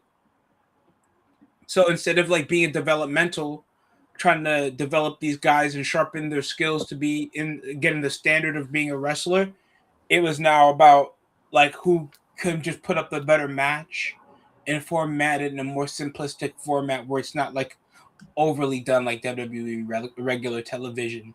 So like when you formulate these guys to have traction, it's in a more smaller setting, but you still pretend that they're superstars. So and then when they come over to the main roster, they don't get the same traction like they do a John Cena. So like all these guys keep coming up, and then they start getting over. These guys start being obscure. They're not part of. They're just a part of the shuffle. They're not stars. And now they're more WWE is more keen to developing. So it doesn't really matter if the show's good on NXT. It doesn't have to like get like 3 million viewers like a SmackDown or Raw, but it needs to try to sharpen these guys up so when the young guys come in, they can be fan favorites authentically. Mm-hmm. So you see like guys like Trick Williams, Obafemi. Shockingly, a lot of young black talent. I see a lot of them now than back in the day. And I feel like the most exciting black guy that was supposed to be a star was Velveteen Dream. He didn't end up being much. He was supposed to be like a mix between Macho Man Randy Savage and Prince, and some legal issues happened. But there's a lot of some guys that you probably would be entertained to see on TV. So this might be my hot take of, because every time I'm on the show, I always have a hot take ready just in case, or if something is said, I have a hot take. So when RJ used to do like his weekly like 5-hour hangout streams, this was like back in 2021, 2022. We were having this conversation like, yeah, we need more quarterbacks who are black, like Lamar Jackson, etc. And so I was saying, well, let's be honest. We're seeing more quarterbacks being drafted who are black in the NFL. Why? Because for decades and decades, the quarterback position was a stationary quarterback. And Jerry Rice talks about this in a book that he wrote. When he was in Mississippi Valley State, his quarterback was doing the same thing. He was running around like Lamar Jackson, Michael Vick, but because he did not fit the NFL mold, he was not someone that the NFL would draft. And so it took a while. And Michael Vick was the first quarterback who was running around. He was exciting. Unfortunately, legal issues effed up his career. What it could have been if he played 15 seasons in a row without any legal issues, what he could have done. But unfortunately, players make dumb mistakes. Then, like Deshaun Watson. Yeah. And then we saw Vince Young. Oh, this guy is tall, big, plays like Vince Young, but has a bigger body. Boom. He was exciting every time he played. When you look at his career record, it was a really good record. It's just that he didn't have mental toughness. And eventually he lost his job to Kerry Collins twice. Now, they still won a lot of football games. And so he and Kerry Collins became like part-time quarterbacks in that 3-year era. And so, and it really showed. But then it wasn't until Cam Newton and in overtime we started to see this. Robert Griffin III. If you want to bring in like Tyler Huntley, if you want to bring in CJ Stroud now, Jalen Hurts, Bryce Young, Kyler Murray in his first few years in Arizona. Mm-hmm. So to the wrestling thing, as you mentioned, and I noticed that too. And sometimes when I click on YouTube, NXT recommendations on YouTube, yeah, there are more black wrestlers. Why? We all know the history of wrestling, and I liked what Bomani Jones. He has his own platform now on YouTube, and he was having the conversation with his co-host about why he is not as angry as most wrestling fans about what's his name, Hulk Hogan. But it had nothing to do with Hulk Hogan. He says he basically insulted the wrestling business. He says, if you're going to believe everything that a guy who his name is named after WrestleMania because he said something stupid, when hasn't wrestlers in the past said anything stupid? And so basically he looked at it like, Thank you. and so Bomani Jones is basically making fun of Hulk Hogan because he did say something stupid. He did make fun of the Randy Savage. I don't know why he brought that up, but the rumors about Vince's daughter, and he just talked about every person. He talked about the steroid. He basically talked about the steroid use. He said, no wrestler in wrestling is a real like athlete. Now, maybe today wrestling is more athletic than it was. Oh no, way more athletic. You can see bigger men do the same moves as Rey Mysterio now, John Jay. And so, but he also said this: wrestling is a good old boys club, meaning that wrestling promoters do not care if you're white or black. If you do what the good old boys say, they will treat you like you're one of the boys. But once you go off the lane, then they're we're gonna release you because you're too much for us. And then, of course, in the 90s, Booker T and his partner in WCW became really big names in WCW. Harlem Heat. So now we're seeing Booker T with his promotion helping black wrestlers, and now we're seeing more companies investing in black wrestlers. Why? Because we're going to see a dynamic change, just like every sport. You go back to like the 50s and 60s, the majority of the NFL was white. Now you look at the NFL and almost every sport. Even baseball has like international. Hell, look at soccer. Have you ever seen a Portuguese team with this many black men on it? Mm-hmm. French. I mean, yeah. Back when they won the World Cup back in '98, there were some black talents. You people heard of Thierry Henry, Thuram. They had some good players, but now like everybody's black in that French national team. It's insane. South America too. People don't talk about Argentina, yes. Ecuador, no. They have a lot of African American players. Colombia probably has the most. You see a lot of different nationalities, and now everything's including the evolution is being insane. Now it's a meta. Well, you also have to understand that every European country had colonies in Africa.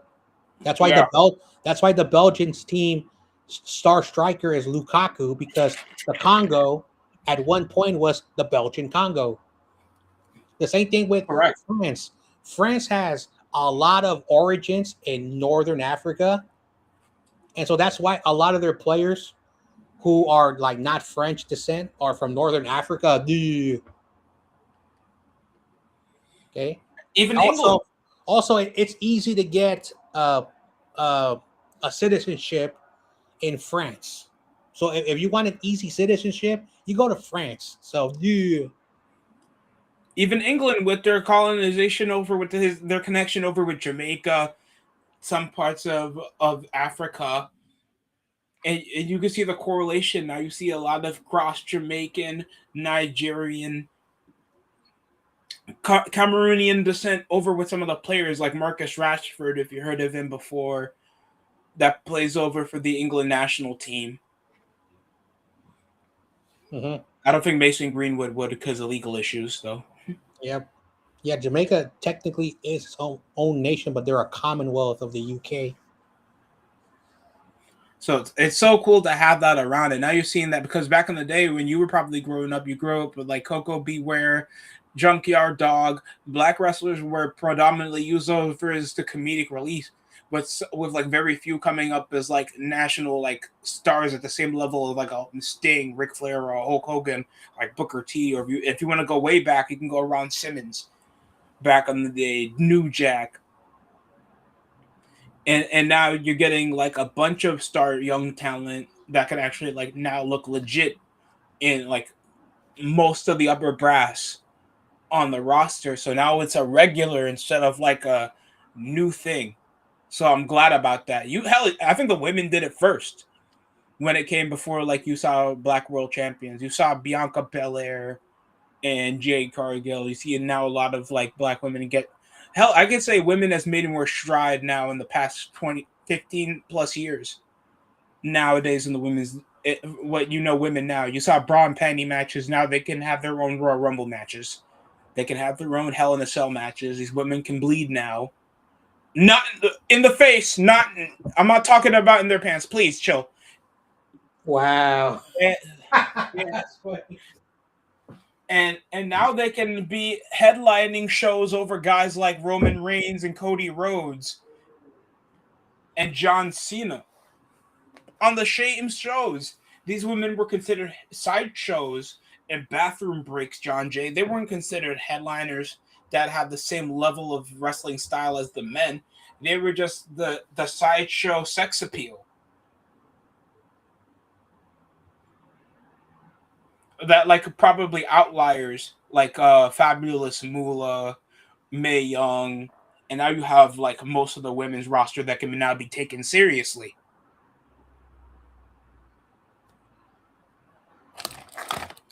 So times really changed, but I hate nowadays where it feels like you show less appreciation for the past, for how much stuff has moved on, even though now it's just more regular.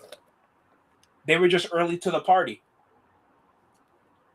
Hell, I didn't even have to bring up that Chris Kanyon was gay, and then nowadays you can have full on gay wrestlers expressing themselves in the wrestling ring.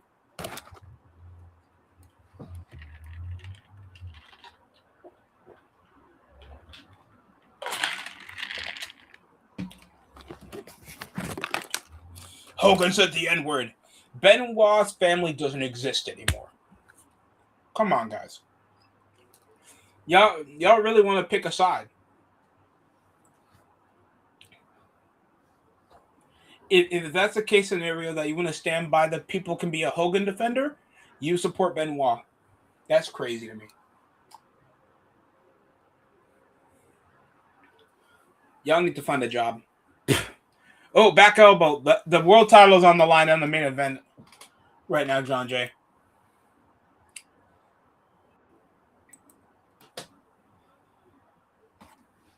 Ooh, McIntyre. Could he get the upper hand? I guess Sami Zayn's going to try to interfere. From the words of Randy Orton helping him out. Just hear those voices in your head. Hear those voices. Sign the prenup. Mm-hmm. Oh, you eating? I was on the phone. Oh, okay. Sorry. Yeah, so... Oh. Yep. Yeah. Like I tell people on Mcintyre show, I'm very knowledgeable about like non-sport stuff. And that's why I make... Mm-hmm. I like Kenny, you know, he's a good dude. Like he would be a really good debater. He would be a really good debater. You know, we actually got a. I wasn't trying to get on him, but like Kenny was getting on our case about the Super Bowl halftime show, and I'm like, well, not everyone is a fan of Bad Bunny. Like. Hey. Last year, who was the halftime show for last year? It was Kendrick Lamar. Yeah. I have no issues with Kendrick Lamar or Bad Bunny. I'm just not fans of them. You know, like they might have good music. They might have bad music. We don't know. The NFL, they don't care about their fans when it comes to the music performance. Because even Roger Goodell was like, when he was asked, like, why did you pick Bad Bunny? Do you think it was the right thing? He says, well, Spotify and Apple said that they were like, oh, he had over 1 billion downloads in 2025, and so that's a lot of money for the NFL. But more people want to get mad at these artists. It's not the artists; it's the money. Yeah, and I try to tell people the NFL only cares about the money. Like Roger Goodell can say, "Oh man, I don't like these performers, but they pay my bills." They're my tax write-off, folks. Geno Smith. Geno Smith got traded? Why is that a Wendy's news? No, when Geno Smith got released. Yeah, he should just retire, man. He made a lot of money in Seattle. Yeah, now he can probably legally cover his high school alma mater that got him kicked out of the school district. You know, now he can take that money. Now he can take that money and help West Virginia become a college football playoff team with his money. You can join him with Tavon Austin. Help him out. He can be an assistant head coach. Man. I cannot believe what my buddy said to me. He said, "Hey, look, the American government wants to tackle NIL. No, that's going to just make it worse. College football is broken. No one can save it.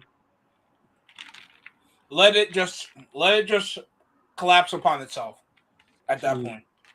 And the funny thing about it, they invited the SEC president, the ACC president, the Big 12 president, and the Big 10 president, but they excluded the new Pac-12 conference that's going to kick off in a few months. John Jay, sorry about that. Just a quick question. You think somebody would actually try to reclassify like NBA players try to do for college basketball? College basketball actually, even though all the money's thrown at football, the NCAA gives out $2 billion to schools, like through every conference, or they divide it up.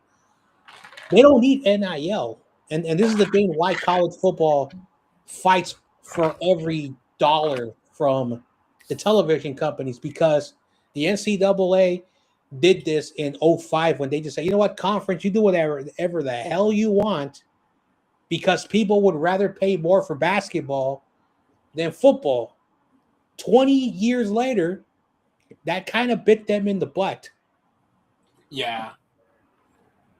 So that's why women's basketball does better at NIL than college football. And let me explain. When, what's her name? Caitlin Clark was in Iowa. She was getting $50 million in NIL, not just from the school, not just from college basketball, not just from endorsements, not just from her paycheck, but Wendy's had her do a commercial. And so I joke around with my female basketball fans. Maybe, ladies, I know they got mad at me when I said this, but I'm not afraid to say it. Maybe if you want the women to get paid, maybe Wendy's, who gave Caitlin Clark a great deal, maybe you should just go with the sponsors and the advertisers, because the NBA only forks out $50 million just to cover the budget of running the league. Jesus. And that's why people are like, it's not fair. The NBA has billions of dollars. Give them more. The NBA has to run their product. The WNBA is like it's like a little NXT. I'm joking. Well, let me say it differently. That is a portfolio that, say, if somebody wants to buy it, say, like, look what Gatorade did. They put a lot of money to have the Gatorade Basketball League. Mm-hmm. Say Walmart, who has all the money in the world, we want to call it W, which stands for Walmart National Basketball League, women's basketball. The NBA will sell that portfolio, and then the Walmart family will own a league.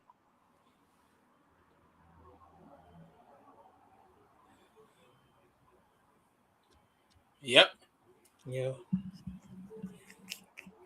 that's what MLS needs to do. Like, let someone.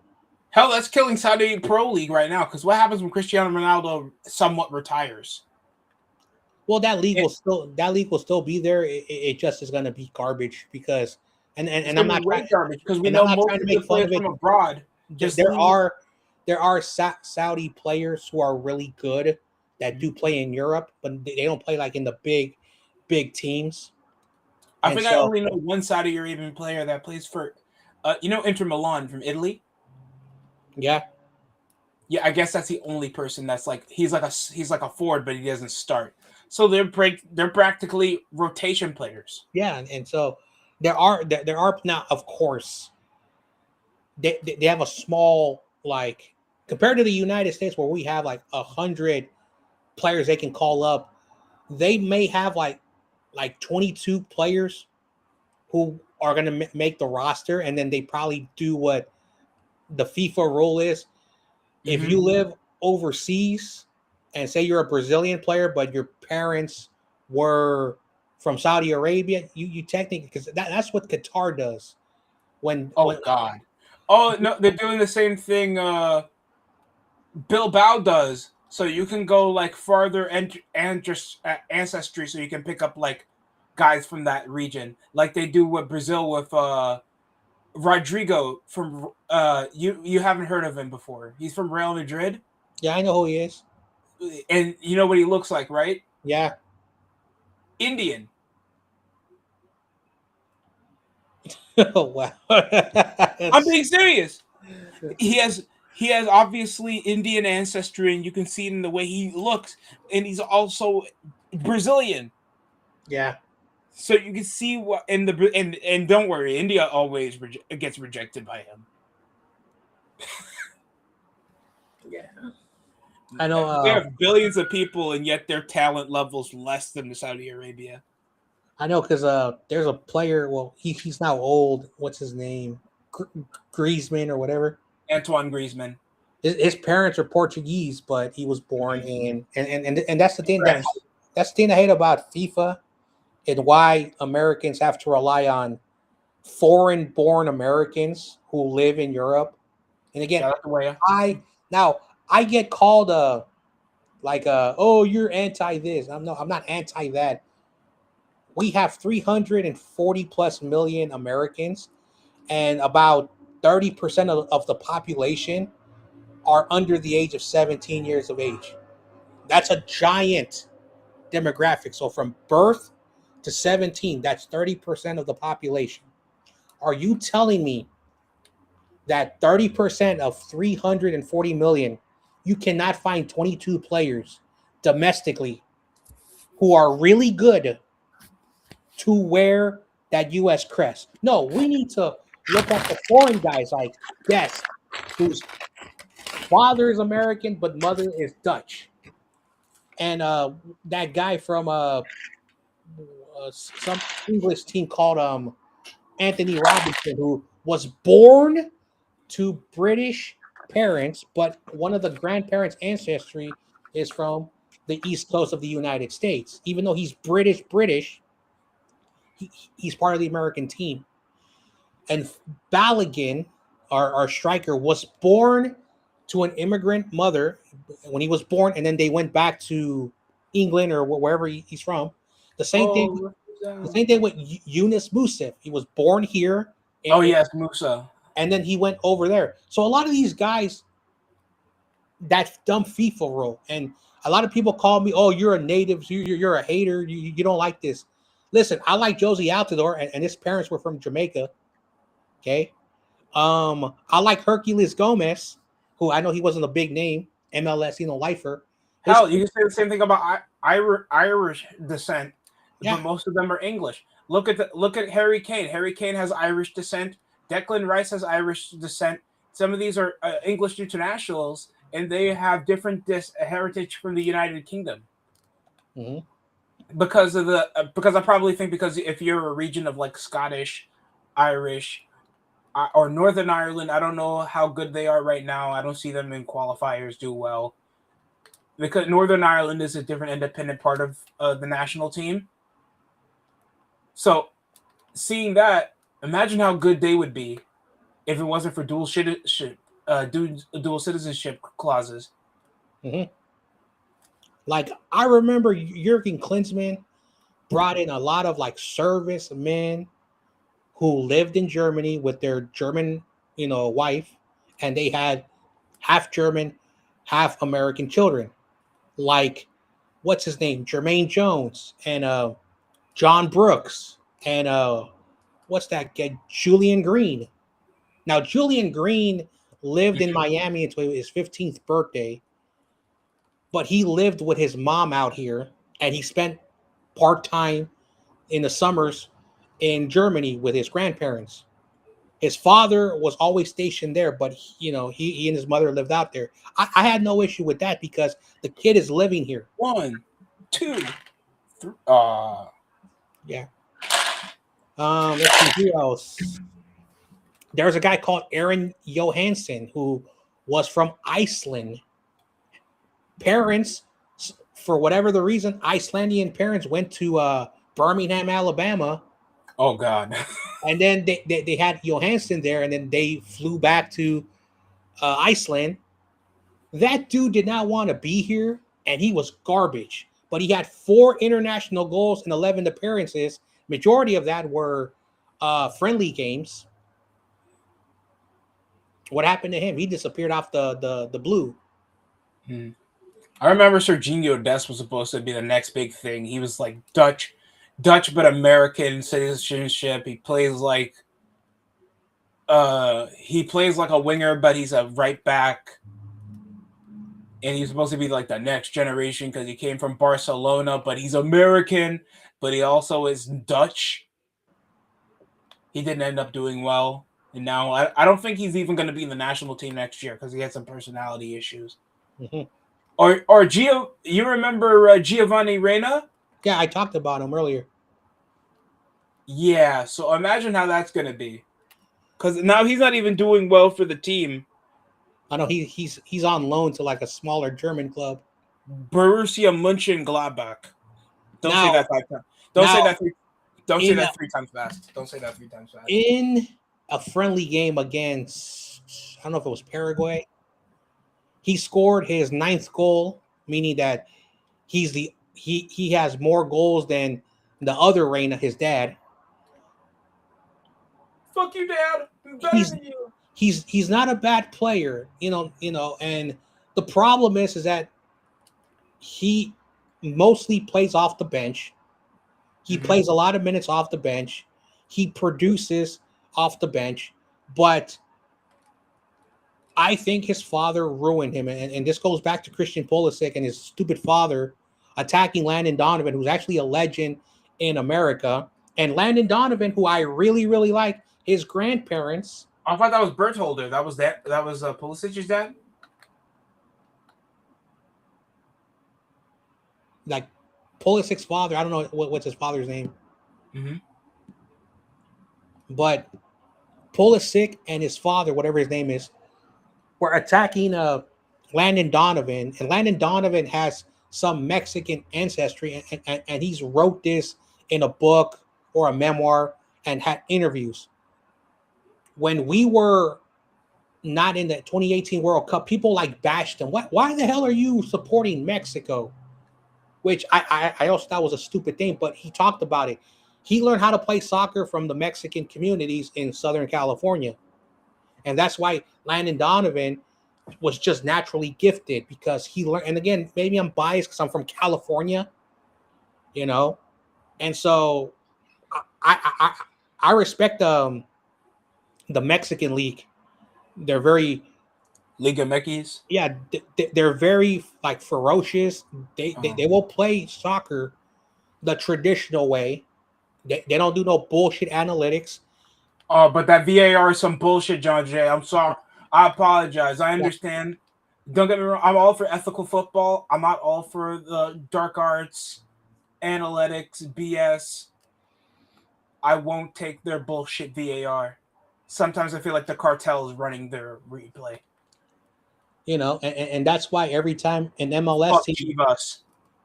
the last three MLS Cup winners, I mean not the Cup winner, the last three MLS finalists in the CONCACAF Champions Cup, they have been murdered by Mexican teams because in America, MLS is also using analytics and all this bullshit, and a lot of people get mad at me. Well, how dare you say that 80% of the Mexican national team plays in Mexico? Because they do.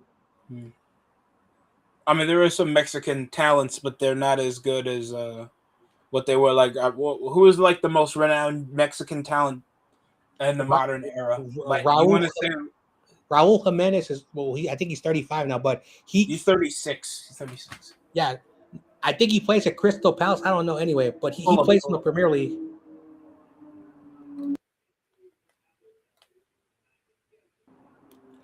Yep. Again, at the end of the day, I am not for players going to Europe, but they better be starters. They better play at least 75 minutes, and they actually better be contributing to scoring.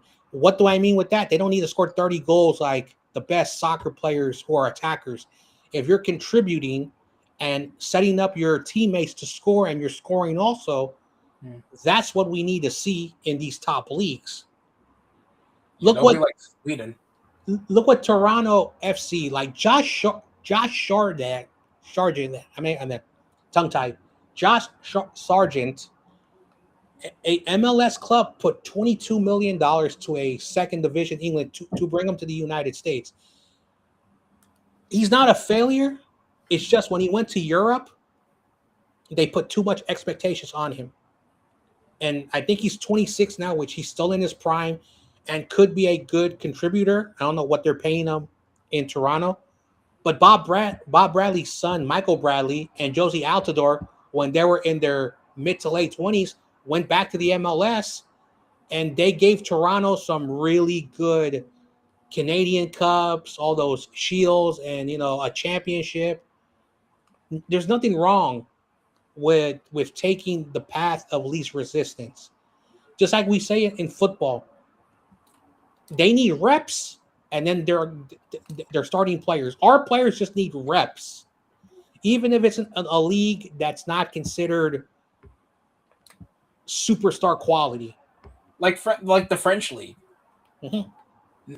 Unless you're on PSG, you can play almost anywhere. You can play in Marseille, Strasbourg, Lens, Olympique Lyon, Lille, almost anywhere, and you'll be considered like the next big young talent for worth 100 million euros. And the price tag also is aligned with pressure. We understand that for a big team, but you just need the repetition to give you that. Mm-hmm. Or the Dutch league that also have some American talent. Like, that's another good example. Ricardo Pepi, I think, is with one of those Dutch clubs. Yes. He was born in the El Paso border, right there. He spent time in Mexico. Ooh, sorry. And, in El Paso. He has a lot of ancestry, of course, Mexican. But he started off in the USL, then in MLS Next Pro, before it was called MLS Next Pro. And then now he was part of the MLS team in Dallas, I think. Oh, yeah, he was. And when he was 19 or 20, he got his contract in Europe. Now, he's been injury prone, and that's why we don't call him in.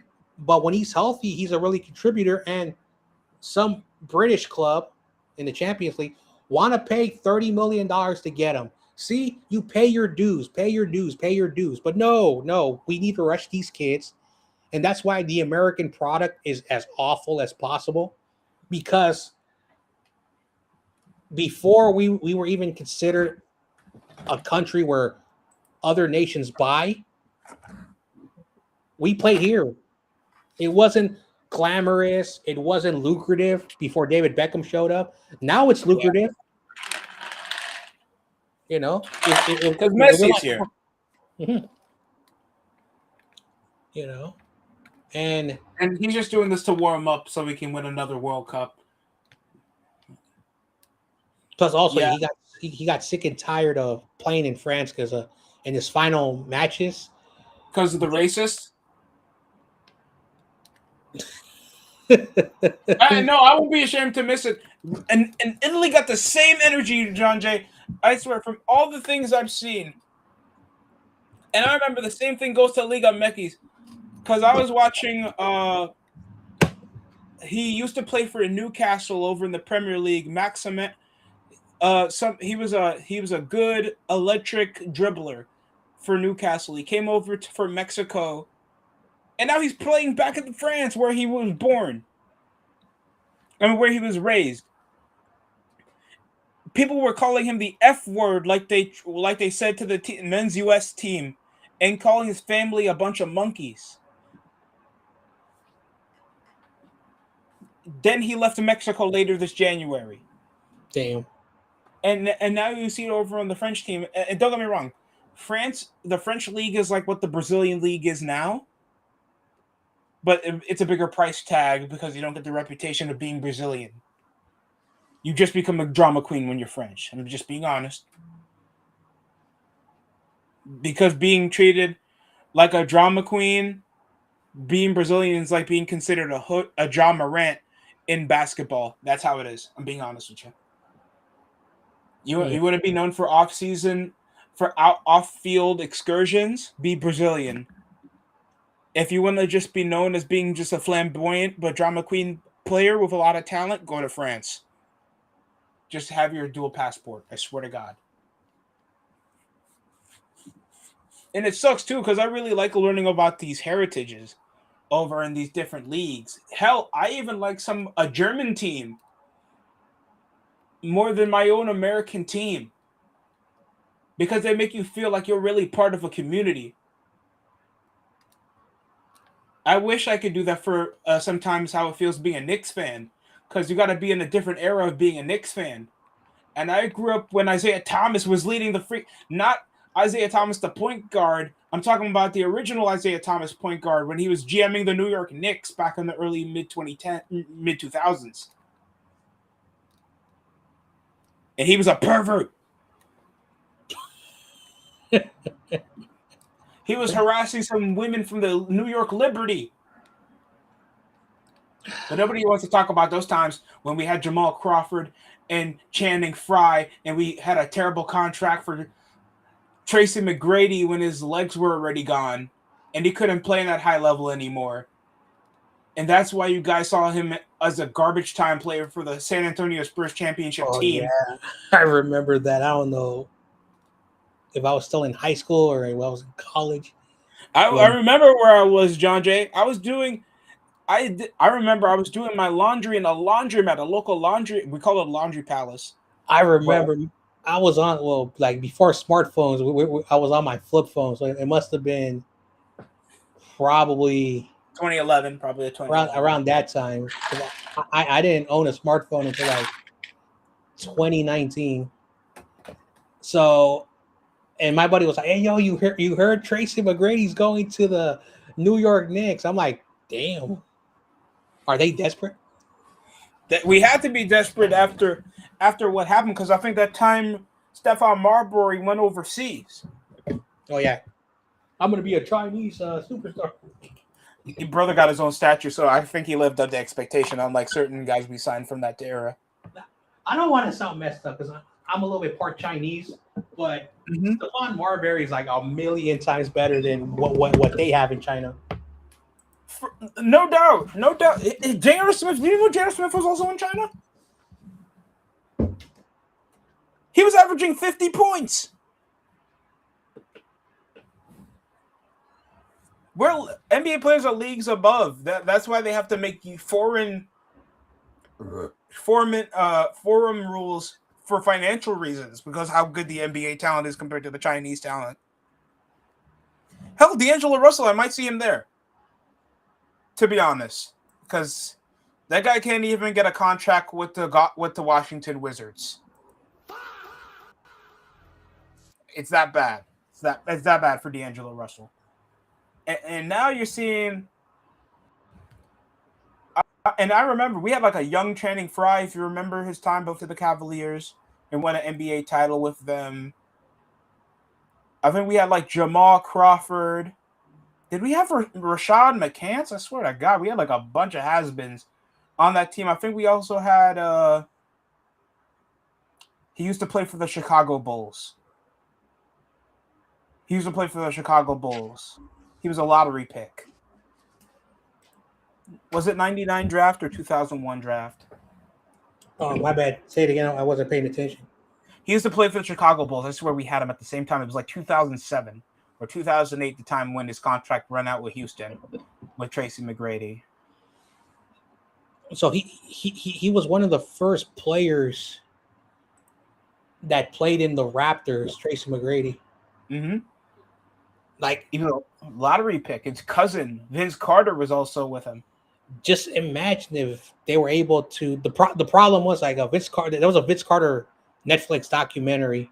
Mm-hmm. Is that they both play the same position, and so they put Vince Carter as shooting guard, and Tracy McGrady at small forward, which made him more of an outside threat, but he can also drive in like Vince Carter. And so they said, we don't know what McGrady is going to be, and so we know Vince Carter is going to be really, really good, and so they shipped him off, I think, to Orlando.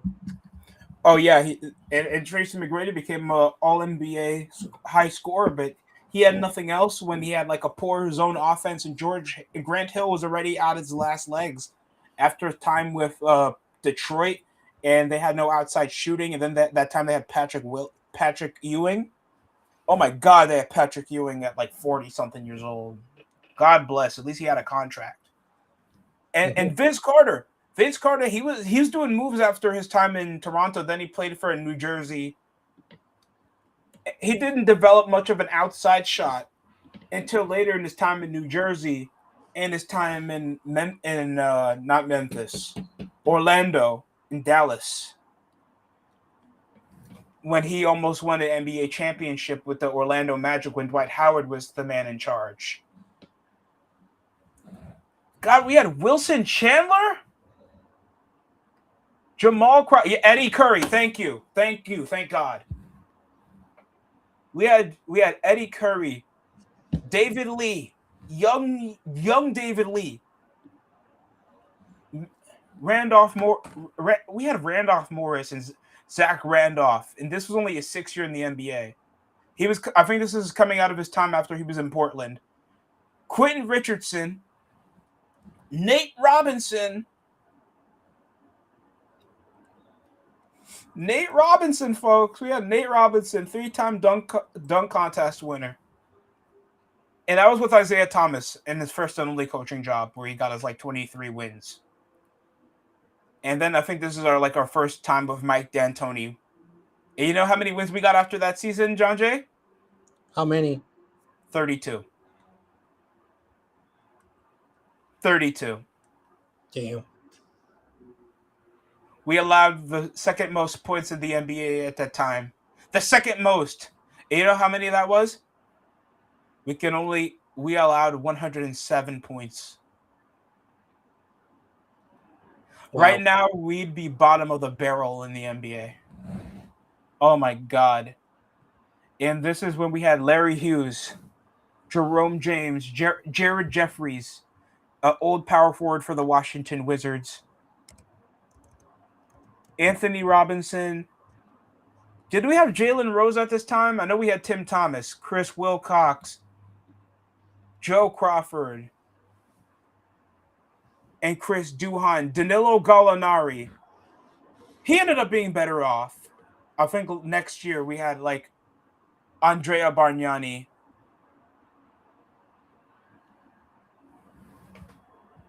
Oh God, we had Marcus Landry. Holy shit, we were that bad. Oh, here's Tracy McGrady. It was 2009. It wasn't 2008. It was 2009.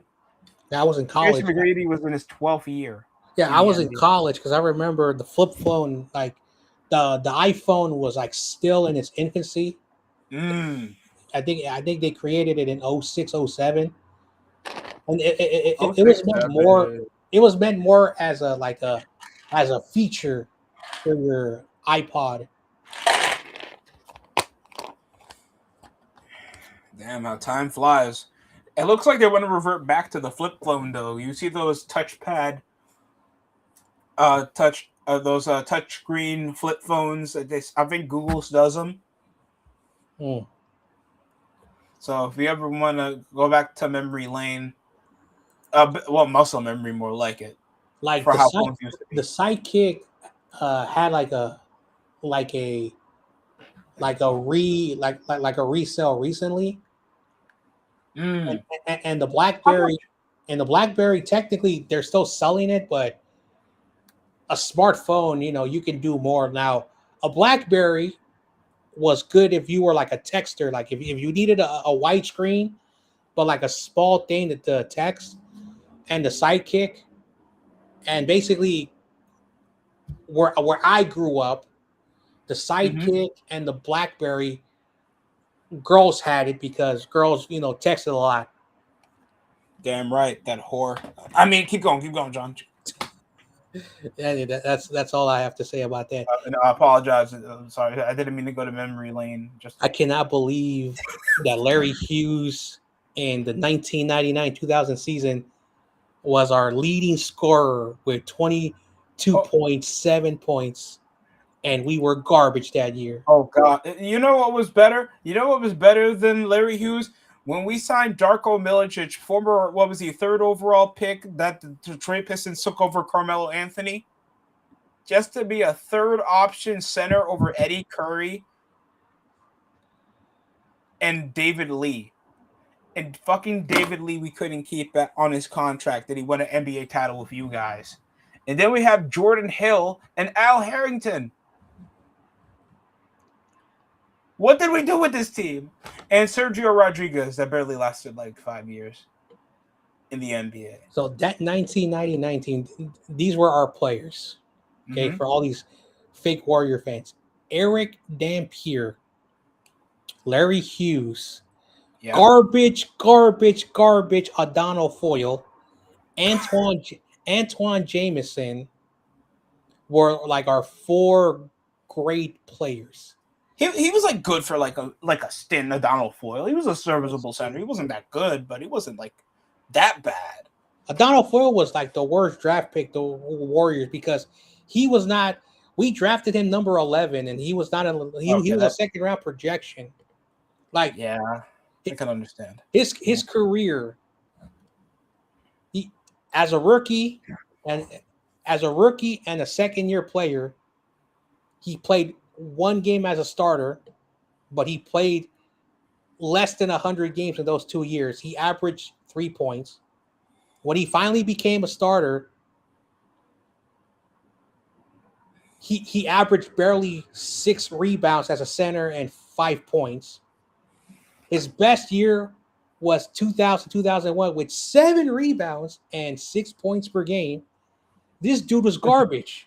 Hey, I'll take that over DeAndre Ayton if you're a Lakers fan out there, folks. Just saying, Corona. I'm sorry. I'm sorry, Corona. And yeah, 19 wins this season. I take it back. The Lakers only have 19 wins. Warriors had 19 wins in the 99-2000. Oh, I thought you were talking about, because I was about to text Corona. Dude, your team is ass. Oh no! You want to see the Lakers' worst season? Because it's probably not as far as you think, John Jay. Because remember, before they had LeBron James, it was pretty disgusting to be a Lakers fan after Kobe Bryant's retirement. So the 2001 season, look at these guys that we drafted. Of course, Jason Richardson, who was my favorite player as a kid. You had Gilbert Arenas, right? Or that was like 2000 or 99. That was 99? Gilbert Arenas was drafted in this same draft. But we had Troy Murphy, who was an underappreciated player. He was 6'11", and he could shoot the ball. Now, he did not have like those players like who are 6 feet 10 plus who can shoot the ball, but he was not a traditional like post guy. We thought he would do really well. And then Gilbert Arenas. If these 3 guys were able to get along. And we know Gilbert Arenas, I'm leaving. I don't want to play with Richardson. I'm better than everybody. Okay. Really? The following draft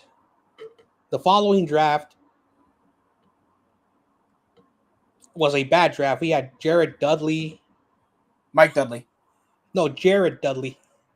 Oh no, you had Mike Dunleavy and Steve Logan. What year you had Jared Dudley? This is the 2002 draft, and I think it was Mike Dunleavy and Steve Logan. I think it was this draft, the 2002. There you go, Mike Dunleavy. So during those tough years, Jason Richardson, Troy Murphy, Mike Dunleavy were cornerstone pieces of the Warriors. Eric Dampier was our center, and then Antoine Jamison. That was like the closest team that we had, but unfortunately, we were always topping out at 30 wins. And then finally, the Warriors said, let's bring in Baron Davis. Antoine Jamison went to the Dallas. Dampier went to Dallas. And so Jason Richardson became our guy. So that's insane. Baron Davis, like basically we brought in Baron Davis, and then we got in Steven Jackson. Steven Jackson, because nobody wanted him. Like basically, people would make fun of the Clippers. Go to the Warriors, and that's how desperate we were. So we had Baron Davis, Jason Richardson, Mike Dunleavy, Steven Jackson, and then boom, that draft, we picked up this foreign guy from Latvia called what's his name, Biedrins.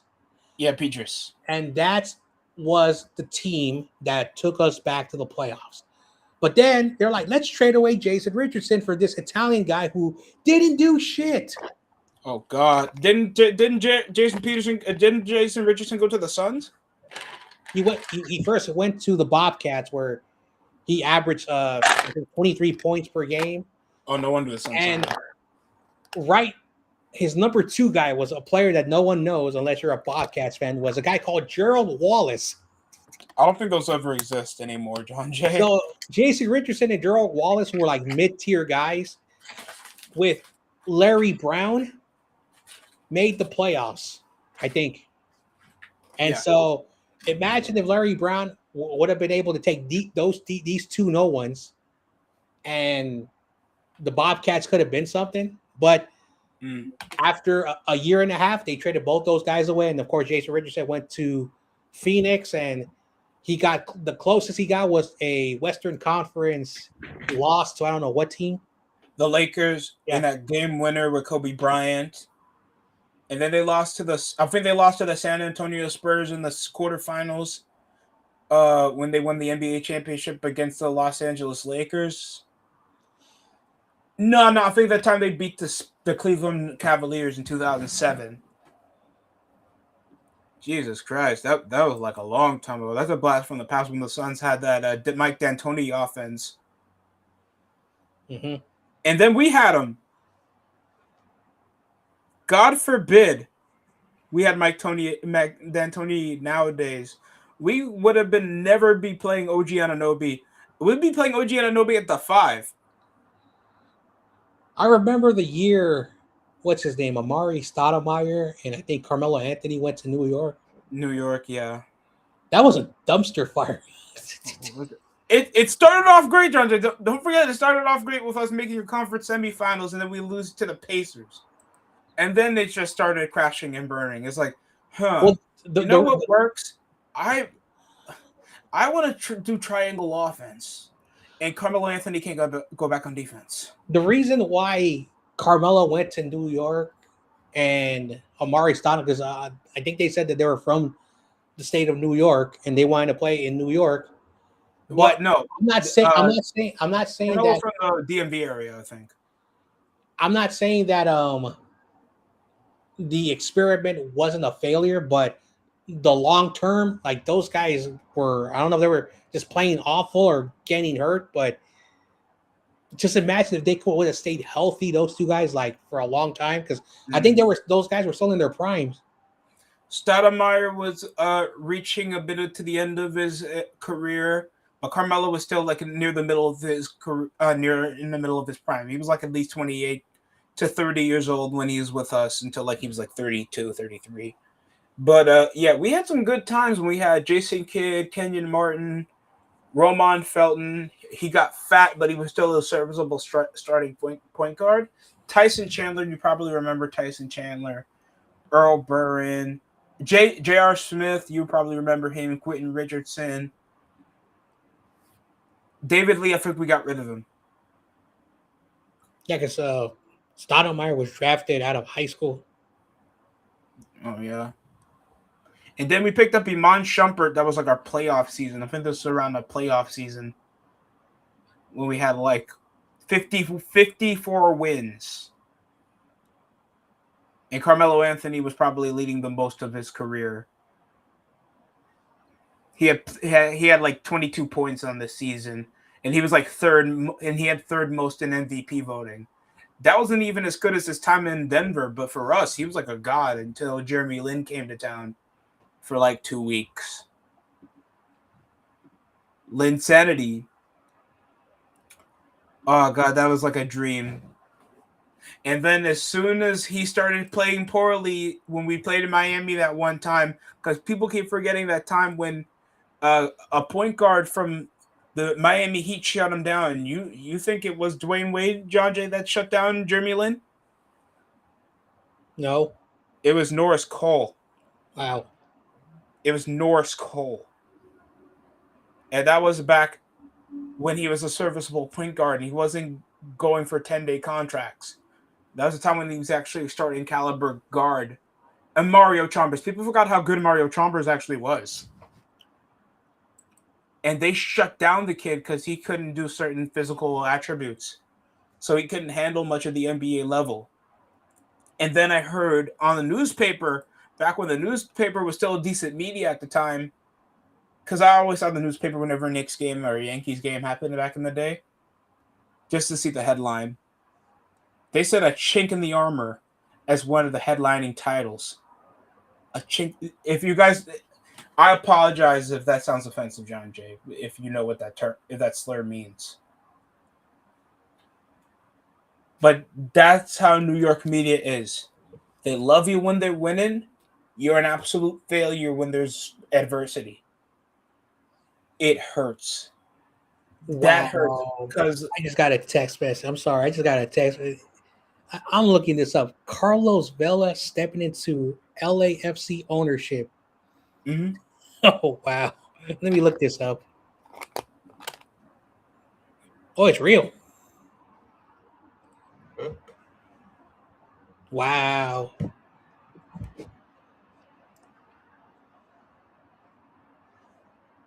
I found out that the Golden State Warriors have like a 10% ownership in Los Angeles FC. I'm like, what? You have 10% ownership on a soccer team in Los Angeles, but you don't want to invest in the 49ers? It's okay. We'll have all our team back in like 4 to 2 business seasons. What the hell did you just say? Oh man, I wonder what, because I think McNiner's going live for his yearly. I think this is his third year, his draft series. I don't know what guest he's gonna have on, and I'm gonna like write in the chat, hey, Crosby is not a Niner, and everyone's gonna be like, oh, how dare you say that, John Jerry? Yeah, this was expected. I wasn't trying to expect that, but it was anticipated to happen, in my opinion. But I thought he was still gonna be held out until the draft to be traded. Knowing that's probably where I don't want to say they draft away from Mendoza, but probably for more assets in the first round after Mendoza. Yep. You think Kyler Murray will be going to Las Vegas because for you to have something to laugh at? Someone brought this up to to me and the 49er Wednesday guys that the Raiders would probably do Raider things and pick Kyler Murray up, and they'll sign him to like a prove it deal. And if he pans out, then they will sign him. And then probably because the Raiders are drafting Mendoza, and that's going to be a dumpster fire for that kid. Yeah. And so if I'm Kyler Murray, I'm going to stay away from the Raiders. Our division has quarterbacks, and I don't know where he's going to go, but I'm going to tell you right now, with the potential of Tua leaving and the Dolphins need a proven quarterback, Kyler Murray doesn't have any head trauma. Kyler Murray's fast, when he runs. So if Miami needs a quarterback to replace Tua, that would make sense because there's already weapons there. The defense isn't half bad, but that's going to be like a huge where he's going to go, because apparently Minnesota does not like McCarthy, and I knew McCarthy was fool's gold. They were just going for a dopamine rush to find any type of talent out of the kid, because he was a system quarterback in Michigan. They thought that momentum was going to run him with no structure. Yep. And now McCarthy's probably just going to be battling for off-season time with whatever quarterback they're going to sign next season. Mm-hmm. And if this might be the equivalent to Lonzo Ball when he got signed by the Cavaliers, if this is a trial run to see if you can even stay healthy when we get the lottery pick as a fail-safe if he can't go the full season. Mm-hmm. Because they're obviously not going to feed their quarterback to the Wolves. Because I hate this happening to young quarterbacks when you see them get drafted and then you get a Sam Darnold later. Yeah, a case scenario when the franchise doesn't do anything smart, and then when he gets fed to the Wolves, and then he ends up playing for a franchise that actually has something going for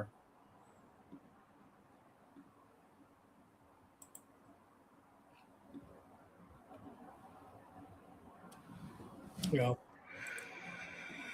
Anyway, I'm gonna go get me something to eat. I'm gonna crash out early tonight because I am super tired. So enjoy the rest of your show. I'm gonna turn it off too, though, John Jay. I appreciate having you on, man. Appreciate it. All right, man. You take it easy. You too, as well, man. Enjoy the rest of your night. And we're gonna close off here over Cody Rhodes won the world title, by the way. I think this was a given because we know how booking is gonna be. They're gonna make McIntyre out as the transitional champion. But besides that's practically it for the stream. Max Crosby is a freaking Baltimore Raven. Who would have thought?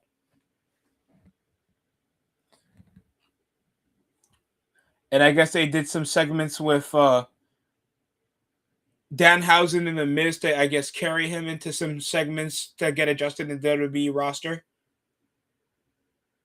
Besides that, we're going to close out here. I don't know until further context what's going on with Shedeur Sanders involving his vehicle issue that he had over bringing it to the stadium. But, we'll probably wait until it's time. But Max Crosby's now in a division with all NFL, all pro defensive defensive edge rushers that can impact the league. Bro, it's going to be insane. I cannot wait. Max Crosby, Myles Garrett, and TJ Watt in the same division. Godspeed who else the Bills could sign or trade for. Knowing Tremaine Edmonds just got released by the Chicago Bears to save up some cap space. Imagine what would be some assets they could probably roll out until the free agency starts. that's it for me over on the DC show. Like, comment, subscribe for more. We're gonna sign off here. Hopefully, you guys enjoy the rest of your weekend. I'm gonna enjoy the rest of my ice cream.